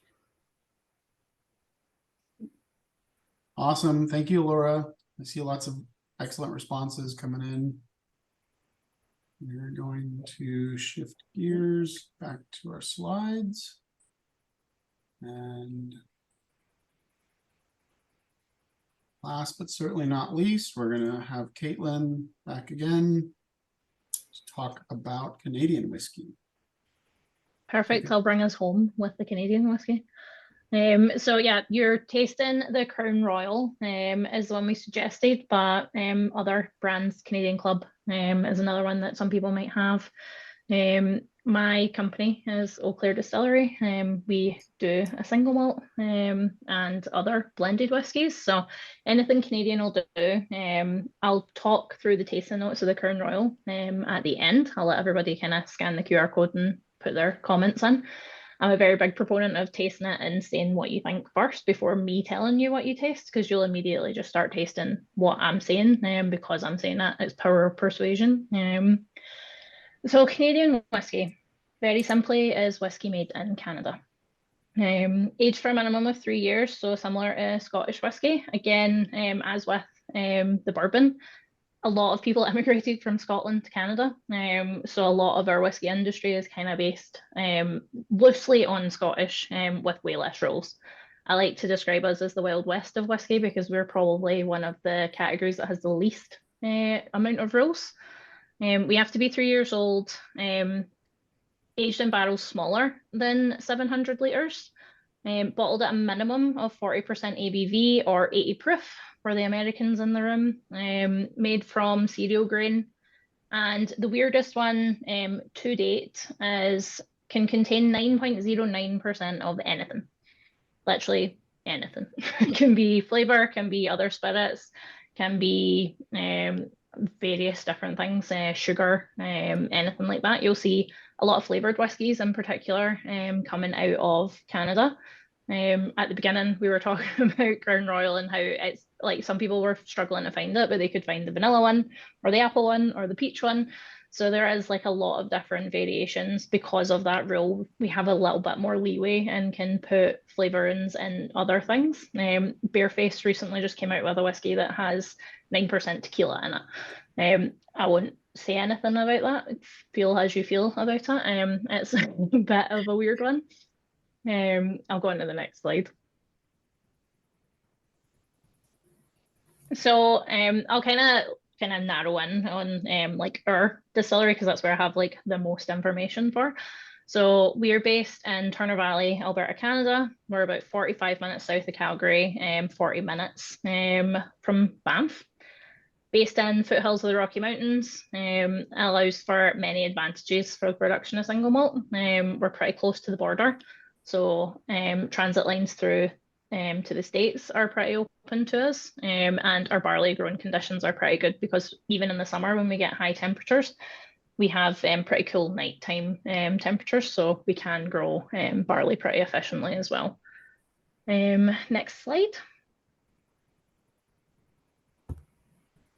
So our climate, particularly in Alberta, but kind of Canada-wide, we have a dry, kind of semi-arid climate. It leads to a unique kind of set of circumstances for maturing whiskey. We as a company are the first craft distillery in Alberta. There's a couple other massive producers here, but I now understand why no one was making single malt until we were. Our average high and lows are between 40 degrees different Celsius. As I'm Canadian / Scottish, I will be talking in Celsius, not Fahrenheit. Spirit aged in these conditions then kind of undergoes expansion and contraction. So when alcohol heats up, it expands. So we're pushing into the staves of the barrel. And then as it shrinks when it's cold out, you're pulling back in. So essentially we're going through multiple maturation cycles in a shorter space of time. Typically, like even recently, we were 20 degrees last week positive, where minus 20 was our lows negative this week. So that's a 40-degree shift in the space of 7 days. So that happens multiple times over our winter. So that expansion and contraction is extracting more from the wood. So what we're kind of getting from that is we're super aging our whiskey, so it's pulling more flavour out of the barrels quicker. On the flip side, our barrels will get tired quicker. So as I think Sandra was mentioning, barrels do have a massive lifespan, but for us, the actual extraction qualities of our barrels are less and less as the years go on. And then I'll go to the next one. So humidity, or lack thereof. I've kind of compared to Edinburgh in Scotland, just as like a kind of direct comparison. So you can see the bottom table there, 80% humidity ends up as like our kind of average in Edinburgh, and you can see it's a fairly flat line as well. And then in comparison, you're looking like 40 to 50% humidity in Calgary, so half of one of the most popular whiskey making regions in the world. So we're ending up with a greater angel share, and I don't think anyone's actually mentioned angel share yet. So angel share is the percentage of whiskey you lose per year. An oak barrel breathes, essentially. It's not an airtight container, so you lose a percentage of that alcohol year on year. We call it the angel share. A lot of like bourbon distillers and stuff like that will call it like different things, but essentially it's what you lose to the angels. So typically Scotland, it's recognised in all literature as 2 to 3%. We are getting about 11% because of our dry climate. So we end up actually losing more water than alcohol. So the polar opposite of what happens in Scotland. So we go in at 62.5, and then after 3 years, we're coming out about 64%, which is not the expectation for any whiskey region other than us now, and Kentucky actually end up with a gain in ABV as they're aging their bourbon. And then next, which I think might be me, sensory analysis. So typically, like most producers will do most of their blending based on sensory, like we like Stephen mentioned at the beginning. blenders typically have to try a lot of whiskies. So when we were trying our whiskey versus Scotland, US and Japanese whiskey, we are tasting our whiskey alongside 6-year-olds from Scotland and Japan and 4-year-old comparisons from America. We actually won a couple of awards recently versus some other whiskies as well, but typically we will dilute down to 20%. So that avoids your palate fatigue. So as Stephen was saying, you might not have much use later in the day, having tried 400 plus barrels. This is how we kind of try and alleviate it. And we do a lot of blending based on nose only. So just the smell of your whiskey as opposed to tasting all of it along, because yeah, you do get palate fatigue from that alcohol content. And then, yeah, so standard kind of tasting notes for your Crown Royal. If anyone is interested, I'll let see if anyone has actually tried any of it yet. But typically a lot of Canadian whiskies you're getting kind of lighter. So you're more along like the Irish whiskey, no peat. Very rarely do you see peat in Canadian whiskey. You'll occasionally see Canadian distillers using ex-peated whiskey casks. So we'll take like a Lafroig or something like that and then age our whiskey in it to get some of that peat flavor, but you're not adding peat through your system. As I kind of showed you earlier, our still is combination. So we put our white spirits through the exact same system. So if we put peat through that to make peated whiskey, we would never get it back out of our white spirits. It's just always going to be present because it's so overpowering as a flavor profile, which you probably have noticed from tasting some of the peated whiskies. Someone says that they tasted maple leaves. I would be surprised. I mean, there's no wrong answers, but maybe there's a wrong answer. I'm impressed somebody can taste limestone. I love some of these. Apple is a very common one. Like we get a lot of apple in our whiskey. I think from that kind of temperature swing and those lighter florals coming through from faster fermentation times as well. Great. Caramel, vanilla, yeah, all maple. Maple is it's a weird one because I see it more as like a burnt sugar, which can come across as maple or butterscotch or tablet if you're Scottish. There's a lot of different variations of that sweet flavor you can get.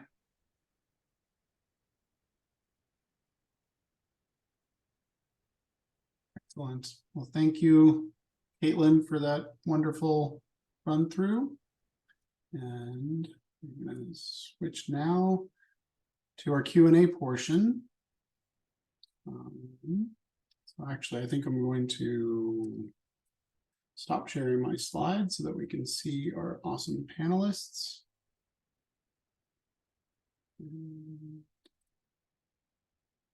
Pat, do you want to take it away? We've had questions submitted in the Q&A. Some have been answered. Some we're going to ask now to our panelists. But if you'd like to keep submitting them in there, and go ahead, take it away, Kat. Yeah, for sure. And I'm just spotlighting all of our wonderful panelists, so you don't need to necessarily see me when they're the stars of the show. So just popping you guys all on here. But yeah, if anyone has any additional questions, please go ahead and post them in the Q&A section. I know there's been a lot of chatter in the chat, which has been really great. But I think I've spotlighted everybody that has their video on. But yeah, we'll go ahead and get started with the Q&A. So some of them have already been answered by our panelists. So if you're curious, you can go into the Q&A panel and you'll see some of the answers there. But yeah, someone asked a really interesting question in the chat that I'll kind of start off with. So there's been a lot of questions about peat. So there's been two kind of questions that popped up about peat. One was, is there any fear that there is going to be a shortage of peat in the distilling industry that will limit production of that aspect? So yeah, I didn't know if anybody specifically wanted to answer that, because I know peat is used in both Irish and Scottish Scotch whiskeys. So anybody want to answer the peat shortage issue? That was one question. And the other one was about the reflectance value of peat. If anyone knows that from a geology perspective. I could just say something about the peat. Yep. I lived on Jura for 5 years, which is next to Islay. And the environmentalists complained very much about 10, 15 years ago about the use of peat, but the vast amount of peat that is present on Islay, it's a comparatively small amount that is actually used to create the peat smoke, to peat the malts. So whilst the environmentalists are strongly against the use of peat, I think in the practical sense, there isn't a concern that the very heavily peated Islay whiskies will not be made. Okay. Which, Okay, I well, would say too, if you're talking about the reflective qualities of it, it's really not carbonized yet. It's really like that pre-carbonized stage. So you're really not going to get any reflectivity from the peat. It's like the pre-carbon mush that you get from a bog. That's basically what you get with the peat. delicious. Okay, thank you very much. Oh, and someone has posted the vitrinite reflectance value there in the answers here.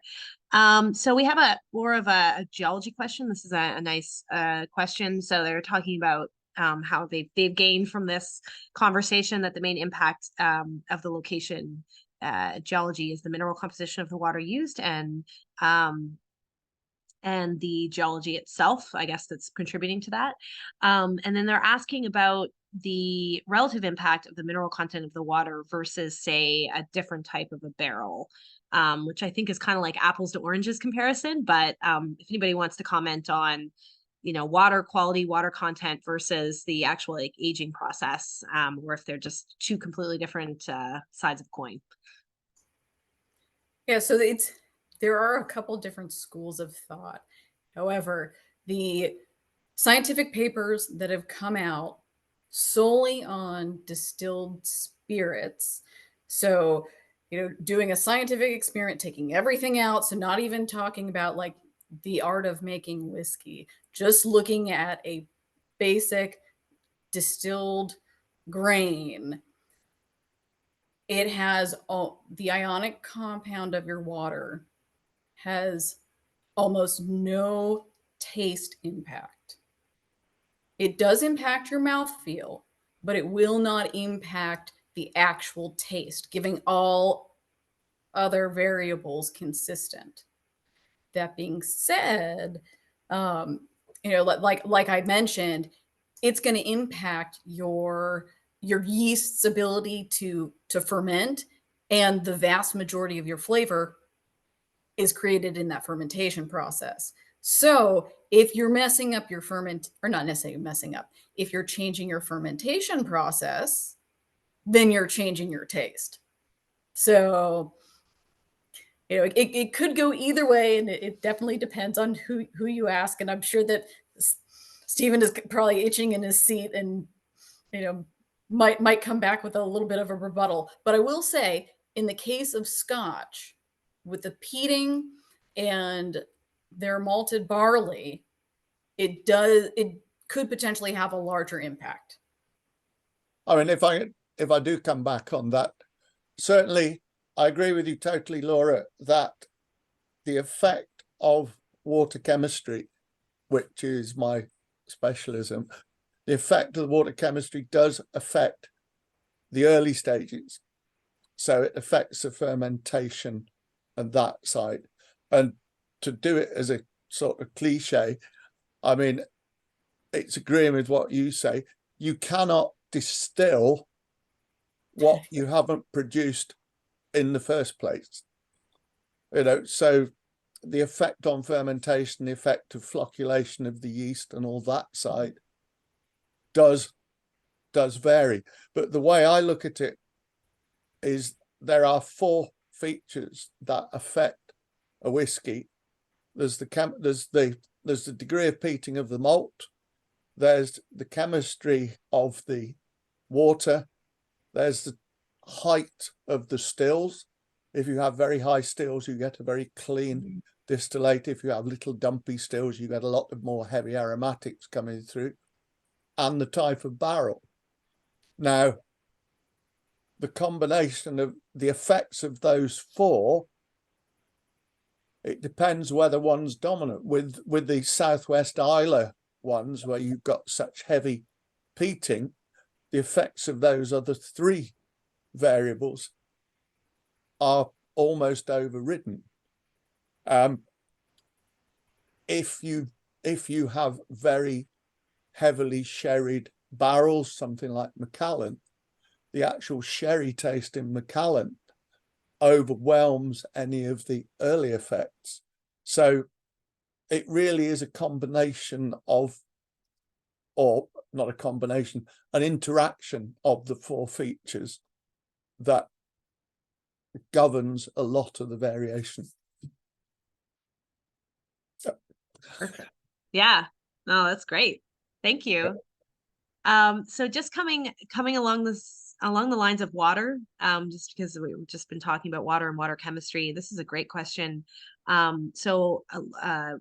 Lora, you were talking about using municipal water supplies. I think it was Lora or Caitlin.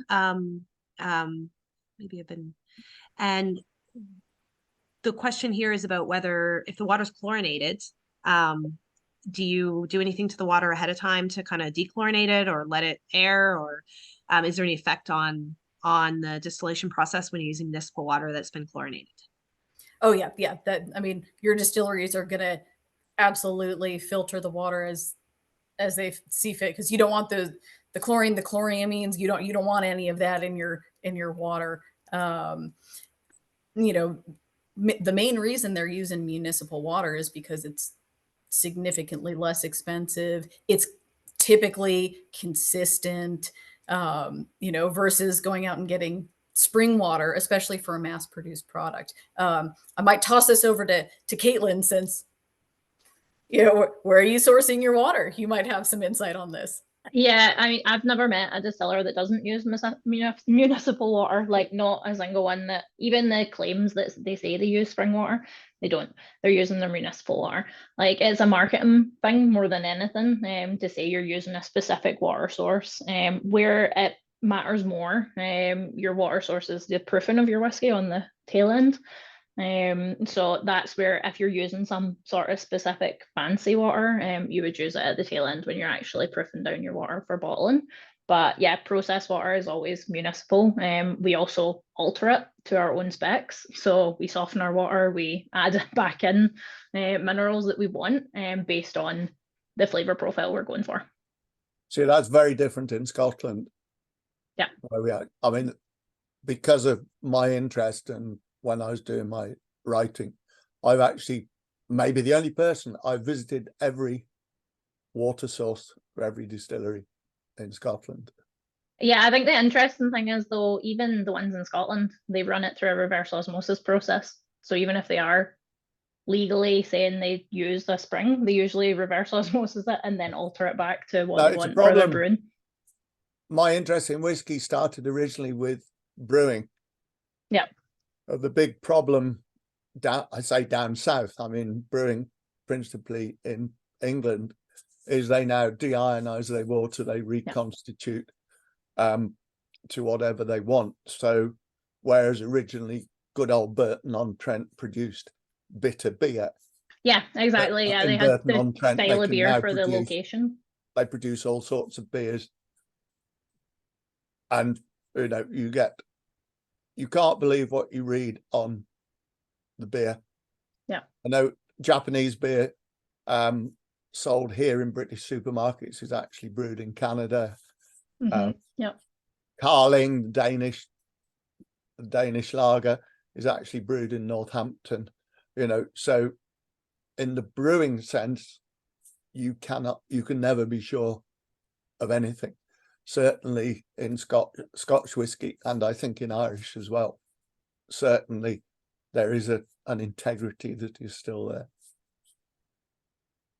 But that's Kat, do we have time for do one more question, Kat? you got one? If not, I want to do a little closeout before we go. Oh, yeah. I mean, there are so many good questions. All I would say is shameless plug for the networking session afterwards. So we're going to have all of our panelists here in the networking session. So there's some great questions and comments.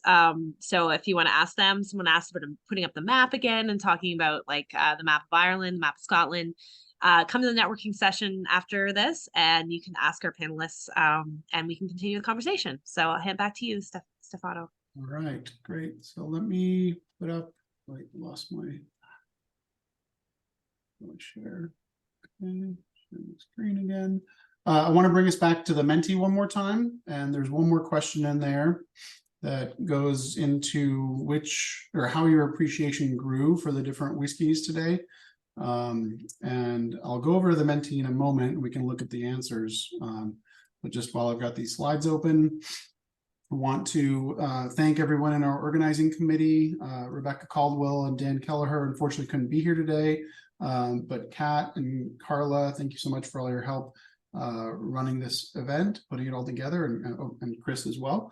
And thank you to our wonderful panelists, Gemma, Stephen, Lora, Sandra, and Caitlin. It's been wonderful to have your contributions and continue to. And of course, last but not least, couldn't be done with all the support from staff and other people behind the scenes listed here on the right: Adrian from AAPG, John, Susie, Nicole, and Munis. So thanks to everybody. I'm going to go to the Menti one more time to see how the new favorite, oh, Speyside and Irish, interesting. I have to say, as a non-whiskey drinker, those are the two smoothest for me. So maybe other people are sensitive to peat as well, or maybe you used to like peat a lot and now you've been forced to try something that with less of it and you were surprised by liking it. So excellent. All right, I'm going to stop my share. And that concludes the technical and educational component. We're going to transition to just a social part. So if you'd like to stick around, great. If you're calling in from a complicated time zone and you're either, about to go out to lunch or you're going to go to sleep, then totally understand. I am actually going to stop the recording for the social Q&A. Actually, you know what? I'm going to keep that on just because we do have some questions that we can keep answering in them. So I'll keep that part on. And if I can get help from the other co-hosts, what we're going to do is everyone who's an attendee cannot speak right now, but we're going to allow everybody to talk and allow everybody to turn on the camera. But we've got over 100 of you. So I'm going to start with Joshua because he already has his hand up. So I'm going to start allowing him to talk. Go for it, Joshua. Well, yeah, you have to unmute yourself. I allow you to talk, but you still have to unmute yourself. Oh, there we go. Nope, you're still unmuted. Ask to unmute. Loud talk. Or Jennifer, Joshua or Jennifer, you got hands up and I've allowed you to talk, but you have to actually unmute yourself. Or let me know. Hi. So with the addition of water to the whiskeys, what kind of ratios do you shoot for? I had some pretty small pours since we were going through a number of whiskeys, and I felt like just a couple of drops of water really just collapsed the flavors on everything, on the nose, on the mouth, on the finish, everything.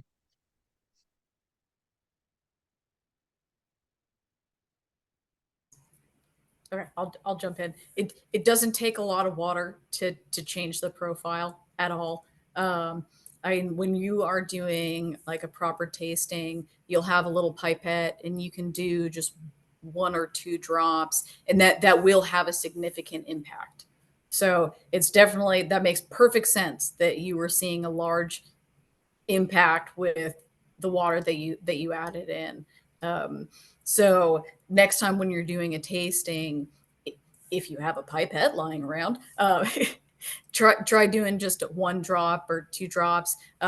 When I don't, what I'll do is, or I mean, you can get a beautiful fancy, a pipette with a still on it. That would be pretty fun. But we The other can, way I like to do it is just you dip a spoon Here. in a glass of water and then let it drip over the top of your glass of whiskey, so you're getting just tiny drops in the glass. that's a good idea. Yeah, I mean, I was using a syringe, and just 1 or 2 drops is all it took to really just kind of collapse everything. We also were not trying to get drunk on a Friday afternoon, so we had very small amounts. And so That's commendable. Well done, guys. Yeah. Well, it's helping me keep warm up here. I think it's 15 degrees centigrade. No, yeah, I'm minus 15 today in Calgary. All right. Yeah, but I'm off to bed. I'm off to bed soon.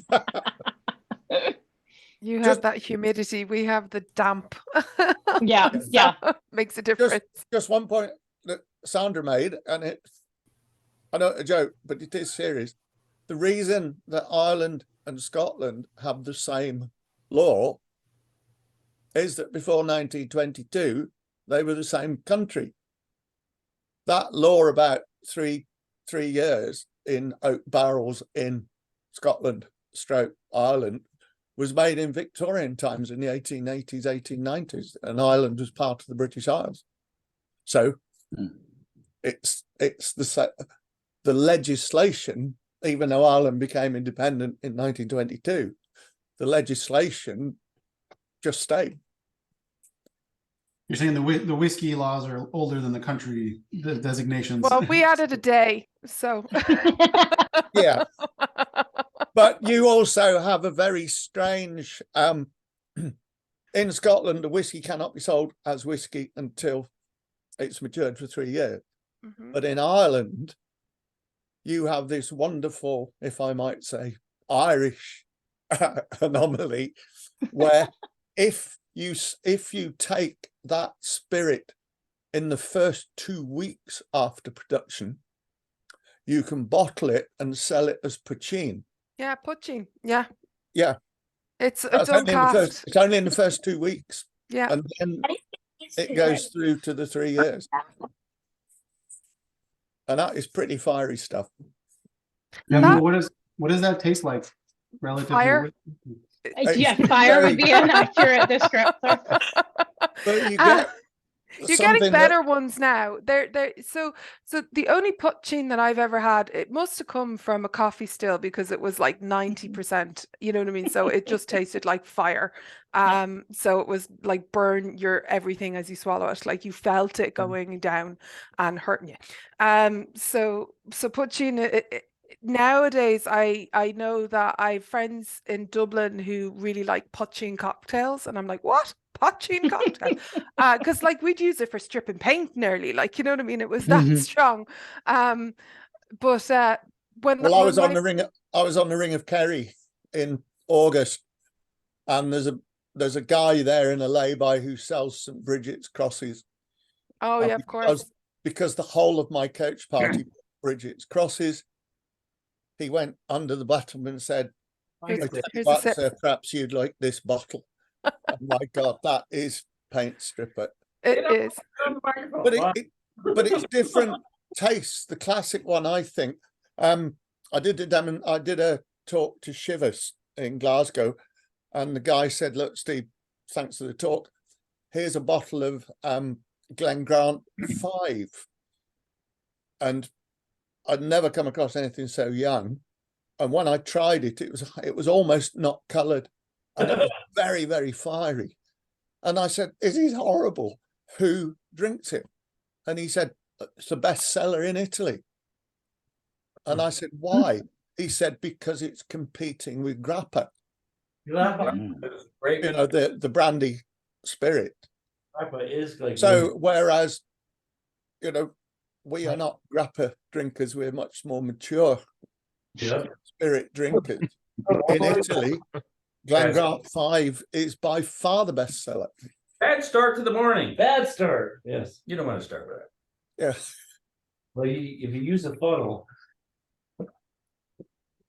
No, I thought this was a very interesting seminar because before I never thought there was a connection between geology and drinking whiskey, other than you got stoned if you drank too much of the stuff.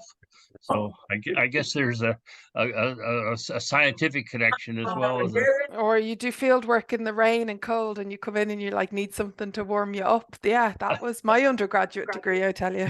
Absolutely, yeah. My mapping area is Northwest Highlands and exactly Yeah. Hey, I was wondering how temperature will affect the flavors, warming up a Scotch versus chilling a whiskey. Have them? I can't find them. I could probably take this one pretty comfortably. So water and alcohol is an exthermic reaction. So when we're telling you add a couple of drops to your whiskey, it's because it's creating heat. So as Stephen was saying at the beginning, it opens up those flavors. So essentially the warmer you're drinking it to a point, you're not wanting to boil, but you're wanting that little bit of heat because it's releasing more flavors and more aromas.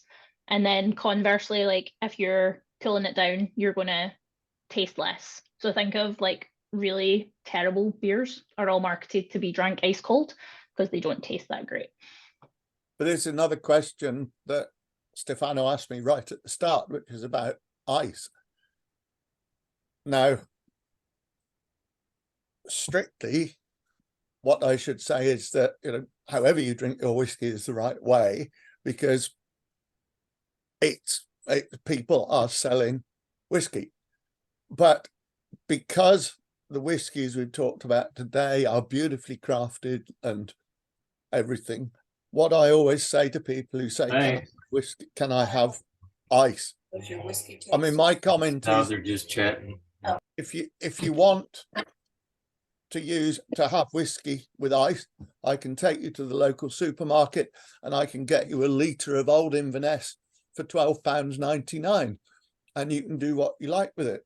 But if you're paying 40 or 45 or more pounds for a beautifully crafted whiskey, you need to look after your taste buds. If you have ice, you freeze your upper palate. You know, there is a time for whiskey and ice, but not these lovely crafted spirits. Just out of curiosity, Lord, do you agree? Sorry? Oh, yeah, I do. I think that if you like, you know, just a small ice cube in there, kind of like with your water, it will open it up. I mean, the ice cube's going to melt in there. So we'll open it up a little bit. And especially if you aren't quite ready for the higher proofs and you need to get your palate acclimated. I mean, it's a little rough to start off with, you know, something bottled in bond, which is 100 proof. So if you need to, you know, pare it back a little bit, that's okay. As long as you're not like, you know, putting some mixer in there or something like that, you know, that'd be rough with the nicer ones. But if you remember what I said before we came on air, when I was talking to a blender about an advert for whiskey and Coke, it was a Christmas advert, and I asked him what he felt about it, and he said, well, you know, in my heart as a whiskey person, it's absolutely awful. But to be quite frank, Steve, on the commercial side, they can drink it with diesel oil. The key thing is that they actually drink it in competition to, as I said before, to vodka.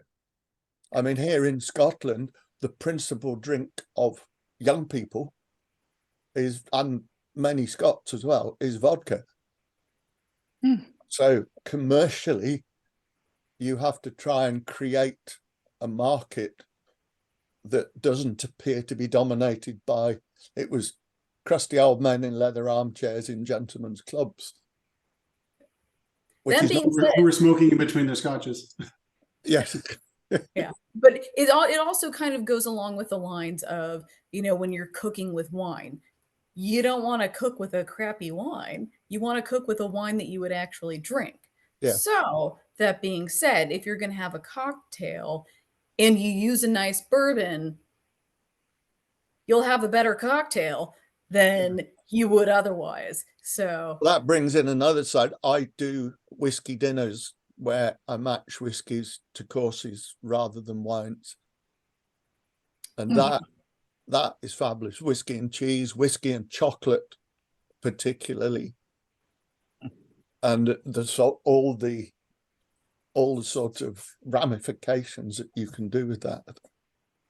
And I've done several whiskey dinners, which works very well and involves a lot of experimentation, which is even better. I see a couple of hands raised. If anybody wants to chime in here, is it Jeffrey, Joshua, Catherine, Trey, Wayne? Go ahead. This is Jeffrey. I had a quick question for you. Can you hear me? Yeah, go ahead. Super. So first of all, I've come to the conclusion that all of the varieties are spectacular, and the best mixer for each one of them is my saliva. Yes. The question I had is probably for Caitlin, but for anyone actually. But Caitlin, it seems to me that if you were to use the pot distillation method, how do you get consistency? The inconsistency from batch to batch has got to be a huge challenge. It definitely is. More so on the white spirit side of things than on the whiskey side of things. With whiskey, because you're going through that maturation process after, and there's such change between the different barrel types, where it's aging in the warehouse, like that's more of your variability, regardless of where your base spirit's coming from. There's obviously a bit of seasonality, specifically where we are, because of the temperatures in the still house. So like your water coming in to condense is coming in hot or cold, depending on the time of year. So we get a bit of batch variation, but if you do enough of it and it goes into similar types of barrels, you get the consistency with the blending of the whiskey on the tail end. So that's kind of like, they always say distillation is a blend of science and art. So that's where the art comes in. You're trying to create similar stuff with dissimilar product. Yeah, I mean, that's the key of the blend. I mean, I think there are only about 10 blenders in Scotland. I mean, I was taught by a particular one, Richard Patterson, who's very, very famous. But yeah, to even single malt whiskies are blended so that your Jura today tastes the same as your Jura in 10 years' time. But of course, there is the market of single cask whiskies, which goes back to what Caitlin's saying, because individual casks do taste slightly different.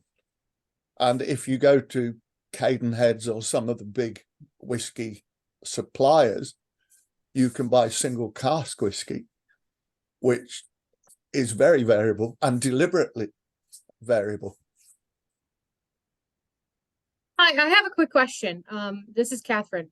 So one of the questions I asked was, at which year do you think it's more of a marketing scheme versus actually worth tasting Scotch? So the oldest Scotch that I've tasted is a 21 year, and someone brought up Glenfiddich and their test series or their experimental series. And I had the 21 year that was mixed with an ice wine barrel. And so that was as old as I have gone, and I didn't really know if it was actually worth it or not, pocketbook wise after that. But what do you guys think is where you would cut off the age date?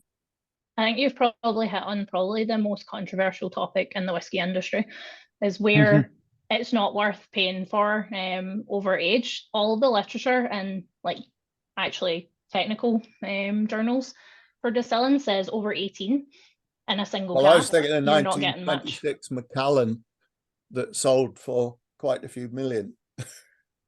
Yeah, and like, yes, like taste wise, over 18 is the kind of observed. It's not really worth leaving it in a barrel for longer than that, because you're losing too much, and it's not gaining as much of flavor profile. But the old whiskey still go for a lot of money. But of course, unlike wine, whiskey does not mature further in the bottle. Yeah.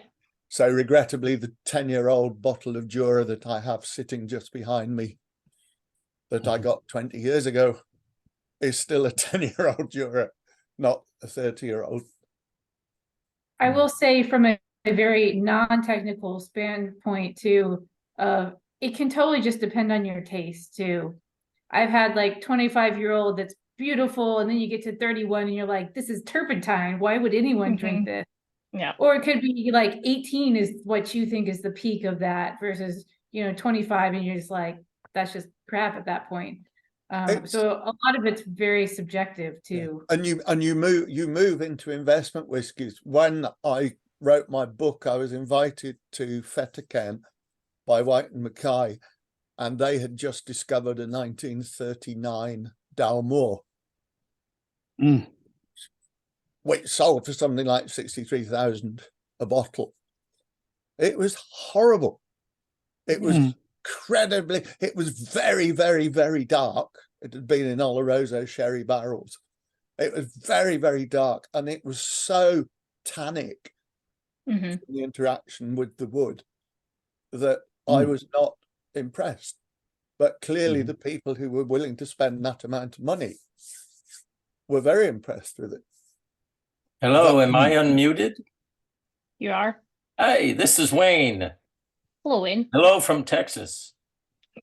I went to a Macallan Scotch and dinner tasting once, and they started us off with the lower aged ones and worked their way up to the more rarer ones. I think we got up to 30 years. And I asked them, the distributor, I said, how come you charge so much for these older Scotches? And he says, because 30 years ago, we didn't know all you guys wanted to drink it so much. So it's supply and demand. Yeah, it's definitely scarcity of supply. Yes. Yeah, well, thank you. I mean, you got to hold on to those barrels and store them for 30 years and store them in a safe place, and nothing bad happens for 30 years. That's a good long while to hold on to them. Yeah, and then you're losing that angel share year on year as well. So you're ending up with less and less liquid. So it costs you X amount to fill a barrel, but just from normal math, you're going to be more because there's 3% less every year. I'm just surprised they started you off with the younger ones and went to the older ones. I would feel like you'd go start at the top, and then as you get more drunk, you go down to the Well, we got less and less of a pour with the age. Caitlin, I have a question for you. This is Paul in Wisconsin. You're talking about the angel share. Has anyone ever experimented with coating the outside of the barrels to prevent that? No, actually, there is a company that recently just developed caps for palletized barrels. So it's like a custom plastic cap you go on the end of the barrel when they're palletized. So anything that evaporates then condenses back onto the head of the barrel and then is soaked back in. Okay. We're not far enough into trials with stuff like that to actually have comments on how it affects flavor profile. It is lessening the angel share of particularly palletized barrels. But as far as I know, I don't know anyone that is doing like true scientific experiments by wrapping the barrels. Like a lot of people wrap their barrels while they're on pallets, but actual dunnage style, which is kind of horizontal racking, no one, as far as I know, is doing like any tests on that right now. What about the steel barrels that like the Japanese do? Because Japanese are really big into the steel barrels for their whiskey. Yeah, I know they're big into steel barrels, but you're not getting any aging in a steel barrel. No. One of the other questions Well, actually, my name's Trey. I think this will be a good time for me to ask my question because it's on kind of that topic. I'm in Texas also. This is an incredibly refreshing conversation because I'm currently researching to write a book called Whiskey from the Rocks on kind of geology and how it relates to particularly bourbon, but I've done some research in Scotch also. But so a lot of these conversations I've had and looked into a lot over the last 4 or 5 years. And it's good to hear a lot of the same answers from y'all that I've heard before. But on this idea that you're just talking about with oxygen is what came to mind on whenever you have the chemical reactions with water that coming to the barrel, there's this cyclic reaction of esters to phenols that need oxygen, so you can't completely wrap it with plastic. but that poses another question to me that ties back to an earlier conversation you guys were having about the chemistry of the water that goes in. So some of these elements, like sulfur and iron, if it's saturated in the water, even that makes it into the still, will carry over into the barrels. And so don't you think that the chemistry in that sense, whether it's a spring or a municipal water, will have some type of reaction in the barrels over time, right? Yeah, no, I think you're 100% right. Like you see it in wine, like the sulfur is kind of aged out of it. And yeah, like if you have a particularly sulfurous spirit, you're going to want like a oakier barrel, so like a new oak versus like an ex-bourbon or something like that, because it's going to pull more of that kind of like off notes out of it. Yeah, we Right, seem so agreed. I was an expert witness in a case up here, a distillery claiming that the council's flood scheme was going to affect its chemistry, and they had absolutely no knowledge of the effects of water chemistry. They know about everything else. They know about distillation. They know about copper effects in the stills. They know about wood, but it was a joke. But the book that I wrote, which incidentally you should get hold of if you're writing a book, because mine's called Whisky on the Rocks, still available on eBay. I know it well. Yes. Right. Thanks. But the joke was, at the Institute of Brewing and Distilling in Heriot Watt, my book was the most technical and only book on water chemistry relating to whiskey, whereas there were shelves relating to wood and copper and peating and everything else. It is an area still discussed.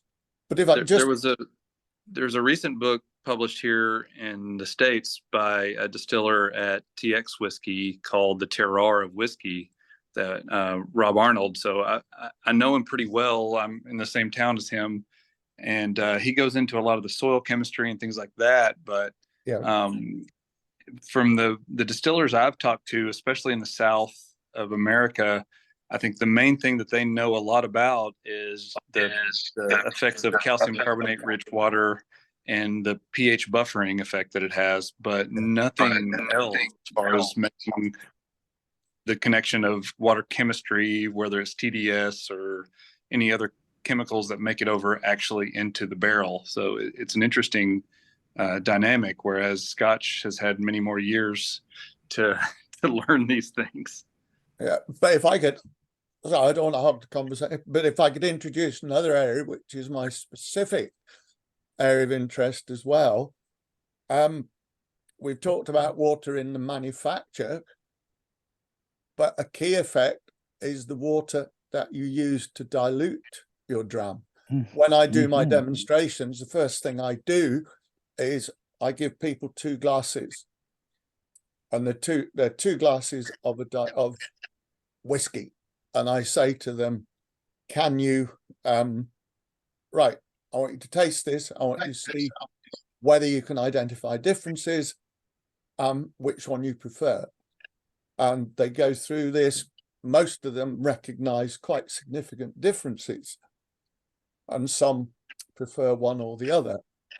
And in fact, I then reveal that it's actually a cask strength Glenfiddich, one diluted with hard water and one diluted with soft water. And the taste profile of that is incredibly significant. I mean, you can do it with blends or whiskies themselves, but again, I know it's more difficult in the States because you don't actually put the analysis. I mean, with my I can't show it, with my Highland Spring at the bottom, I have the full water analysis. I know when I was in the States, all you put was no carbonate, or very little. But if you can get a hard water and a soft water and a single whiskey, dilute the two exactly the same, and you'll find the taste profile is significantly different. Yeah, Stephen, the only label in the US is that it'll say the water has 0 calories. So Yes, yes, that's right. And I mean, I imagine you've come across Craig Wilson's paper, right? Yeah. Yes, you're talking to me. Yes. Yeah. Okay, because I did the same thing. I was like, you like when I said when you go to Kentucky, everybody and their brother's like, oh, the limestone, and so I was like, oh, this is amazing. Yes, tell me more. As a geologist. And so the more I dug and looking for actual peer-reviewed papers, it is very difficult to find anything on like anything but besides Craig's paper. I had a tough time, at least. Yeah. No, I totally agree. Glenmorangie. Sorry. Yeah. Glenmorangie is a hard water whiskey. That water comes out of the old red sandstone. I use it. It's a nice little definition. If you look at the conductivities and everything, a lot of the water that is used as a process water in Glenmorangie actually fell as rain during the reign of Mary Queen of Scots, which I just think is rather good. Whereas if you go to Speyside, the water for Glenfiddich, Balvenie, and the others probably is from being rainfall to actually being at the Robbie Dew Spring is probably something in 5 or 6 hours. So the permeation through rocks giving you hard water, and Glenmorangie specifically say we are a hard water whiskey and recognize that. Highland Park again creeps out of the old red sandstone. Yeah, Bill Lumsden I talked to quite a bit about that. Yeah, I think it's really fascinating, and this is the last thing, and I'll step back. Sorry, this is a passion project of mine, so it's hard not to talk about it. But the main thing that I've gotten a lot of people to actually buy into is similar to what you're saying, Lora, in that the Kentucky Bluegrass region has these beautiful limestone aquifers. Ironically enough, I don't, maybe it's not ironically, but the hill country of Texas has similar, not aged limestones, but depositional environment limestones that are aquifers that are feeding a lot of the whiskey boom that's happening in Texas. So I don't think it's a complete coincidence. I think that they have a lot of they have better yeast production and yields based on this calcium carbonate rich water. But again, like y'all said, almost everyone's using municipal water that's completely treated for TDS and all these other things and adding everything. But I think it's an interesting topic, and I appreciate that geologists are looking into it so much, or at least interested in it. I'm actually shameless plug here. We're doing a Geology of Whiskey field trip at the GeoGulf conference in Houston and San Antonio in April, and I'm going to lead it. So we're going from San Antonio and taking a bus of geologists up to the hill country and going to a couple of distilleries and looking at a couple of outcrops. So if anyone here on the call is interested in that, check out the GeoGulf conference here coming up in April. I appreciate it, Trey, because we've done the Geology of Beer a while ago, and we did a live in-person one at AAPG this summer. So you're going to do our follow-on in-person event for us. So thank you for exactly. Yes, the load off my hands, our hands. So. Yeah. So for any look us up on GeoGulf, or I'm on LinkedIn, Trey Cortez, or my Instagram is Whiskey from the Rocks too. So I'll have a lot of information on that. Cool. Thank you. Well, thank y'all for all of this. This has been fantastic to watch. Thanks for your contribution. It's awesome. So I have another question, and this Please. is for everybody. This is more about the barrels. Question is, what is happening now, especially since most people are drinking sherry? You don't have that secondary barrel for aging when it comes to Scotch. And then also here for the United States, we have a lot of invasive species. how is that affecting barrel production and also the types of barrels that are being used? I think a big part of that is like who's using barrels, right? So if you're getting 80 to 100 years out of Scotch barrels, well, that's a lot of uses, and you've got time for new trees to grow and whatnot, versus bourbon or more American that use, you know, fresh wood, unused barrels. I mean, that makes a big difference if you're aging that for maybe 3 years or 5 years for the American whiskey. I mean, Lora could probably speak more to that, but or maybe not. I don't know. I don't know if it's on spot. But like 100 years out of a barrel is a long time for trees to grow too. But there is a desperate search for oak barrels that have been used in the production of alcoholic beverages. I mean, originally it was all Oloroso sherry barrels in Scotland, but they looked across the sea and saw the bourbon industry only using them once. So they bought the barrels, took them apart, brought them over here, and they recooper them. But because American oak is, the supply is not as great, that's where, I mean, the classic one is Glenmorangie. There's a fantastic Glenmorangie, whose name completely escapes me, but is an almost pig whiskey because it's finished in port barrels, Quinton, and it's absolutely brilliant. And more alcohol barrels are being used. I mean, whether it's Madeira, whether it's wine barrels.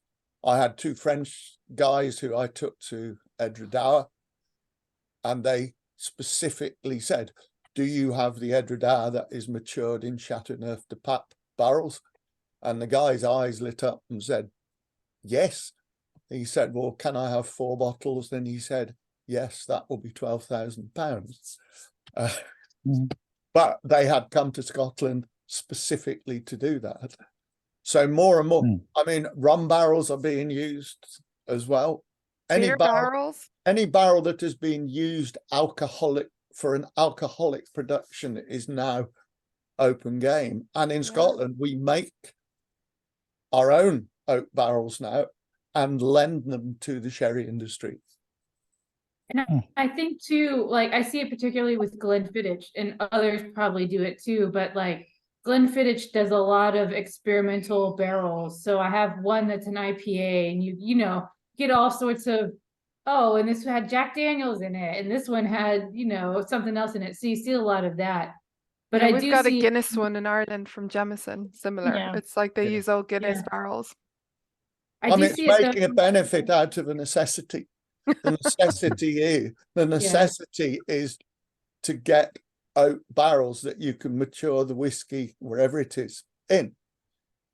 And I do know wine, a lot of it is going to like steel barrels too, though. So I could see that of like, you're definitely reducing the number of used barrels that you can use for, in particular, Scotch, because that's what I talked about, but probably Irish too. That, I mean, people are just going to steel because it's easier to clean, it's easier to reuse.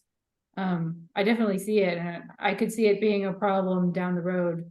And then also just, you know, number of oak trees that are actually being grown, and they take a long time to grow, and so you can actually get the right size staves out of it that you can make a barrel and things like that.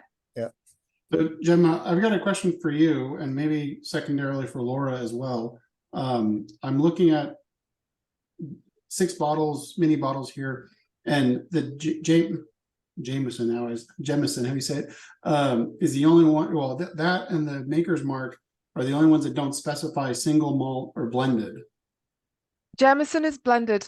It is It's blended. so the neat thing about Jameson that I didn't really get to talk about because I was kind of worried for time, is that actually it's made of a mash of malted barley and unmalted barley, and they do that to Basically, they did it because back in the 1800s, they were trying to outsmart the taxman because malted barley was taxed and unmalted barley wasn't. And so they were like, well, we'll go 50-50. So that's what they did in Jemeson's to, like, you know, outsmart customs and excise. But nowadays, they actually produce it and then have a corn, an American style corn that whiskey that they blend with it. So Jameson is a blended whiskey that has the 50-50 malted and unmalted, and then has a bit of the corn whiskey in as well. So, but that's a great question. I will say, sorry, just with my plug of, you do get Irish. Oh, so there are Irish single. Okay. Yeah, So, the yeah, Redbreast is one of my favorites. That one. And the Redbreast are the 12. And so, like, you do find Irish that is single malt. Okay. Okay. Well, honestly, it's pot it's not still. that hard. So you can find it out there still. I think I've even had like a Jack Daniel's single malt or something like that, single barrel, sorry. And so it just depends on what you get. And Jameson just happens to be one of the easiest to find. I think that's why Jameson, the reason it's so famous is actually not because it's the best Irish whiskey at all. It's because when Irish Distillers was purchased essentially in '88 by Pernod what's it? Pernod Ricard. That's it, Pernod Ricard. When they purchased Irish Distillers, they decided this was the whiskey that we were going to market, and that's why it's the biggest exporter. And it's not even the best one. I personally prefer Bushmills as a general whiskey, but my favorite is Redbreast. So you've got my two favorites there. Sandra, it's like, yay, she's got good taste. my favorite is Middleton's Very Rare. See, that's too fiery for me. There's a I get it though, especially because the price tag is a bit. The price tag can be a bit much. I mean, you know, it's a very rare, right? So it's the high end they do. But you can always cut it a little bit too to cut down on that fieriness. That being said, this Redbreast is a cast strength, so it's pretty fiery. Yeah, it's pretty good, that one. Sit for a long time with that. As far as bourbon being blended, you'll blend barrels, but they're all of the same mash bill. So you won't get a bourbon that is, in the sense, truly blended of whiskeys with different mash bills. So while the barrels are blended, it's technically not a blended whiskey because you're only using that one mash bill. Yeah, it's like I said about single malts. Yeah.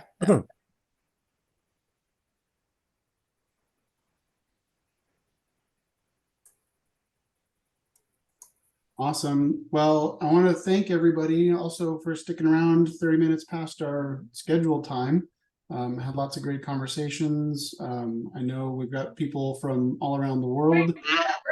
Some people waking up in Australia, and I think Gemma and Stephen are probably getting close to bedtime in the UK. So I've got a rugby match to watch. Yes, you do. Good luck. Yes. Game one of the World Series. Game one of the World Series today. 5 o'clock West Coast. That's the World Series. It's World Cup right now, though. Only in the U.S. do we call something the World Series when it involves only teams in the U.S., right? Depends which sports we're talking about. It's also Mexico Grand Prix, so it's a good weekend. There you go. And Halloween as well for those who celebrate it. So I know I've got activities with my daughter. So wonderful. Well, thanks again, everybody. And I saw in the chat here questions about the recording. It'll be posted. The maps that I'm going to generate from all the wonderful locations people are joining from will also be posted on the AAPG Women's Network pages. And thanks again. One big thank you to all of our awesome panelists, Caitlin, Stephen, Sandra, Lora, and Gemma. You guys were all amazing and really appreciate everybody. I think we peaked somewhere around 280, 90 participants, and we still have 50 people who are hanging out, which is awesome. So wish everybody a good weekend, and thanks again. Yeah. Thanks Thanks, All right. everybody. Thanks, you guys. Great job. Thank you. Thanks, guys. Bye-bye. Bye-bye. Bye-bye. Bye. Thanks for the information.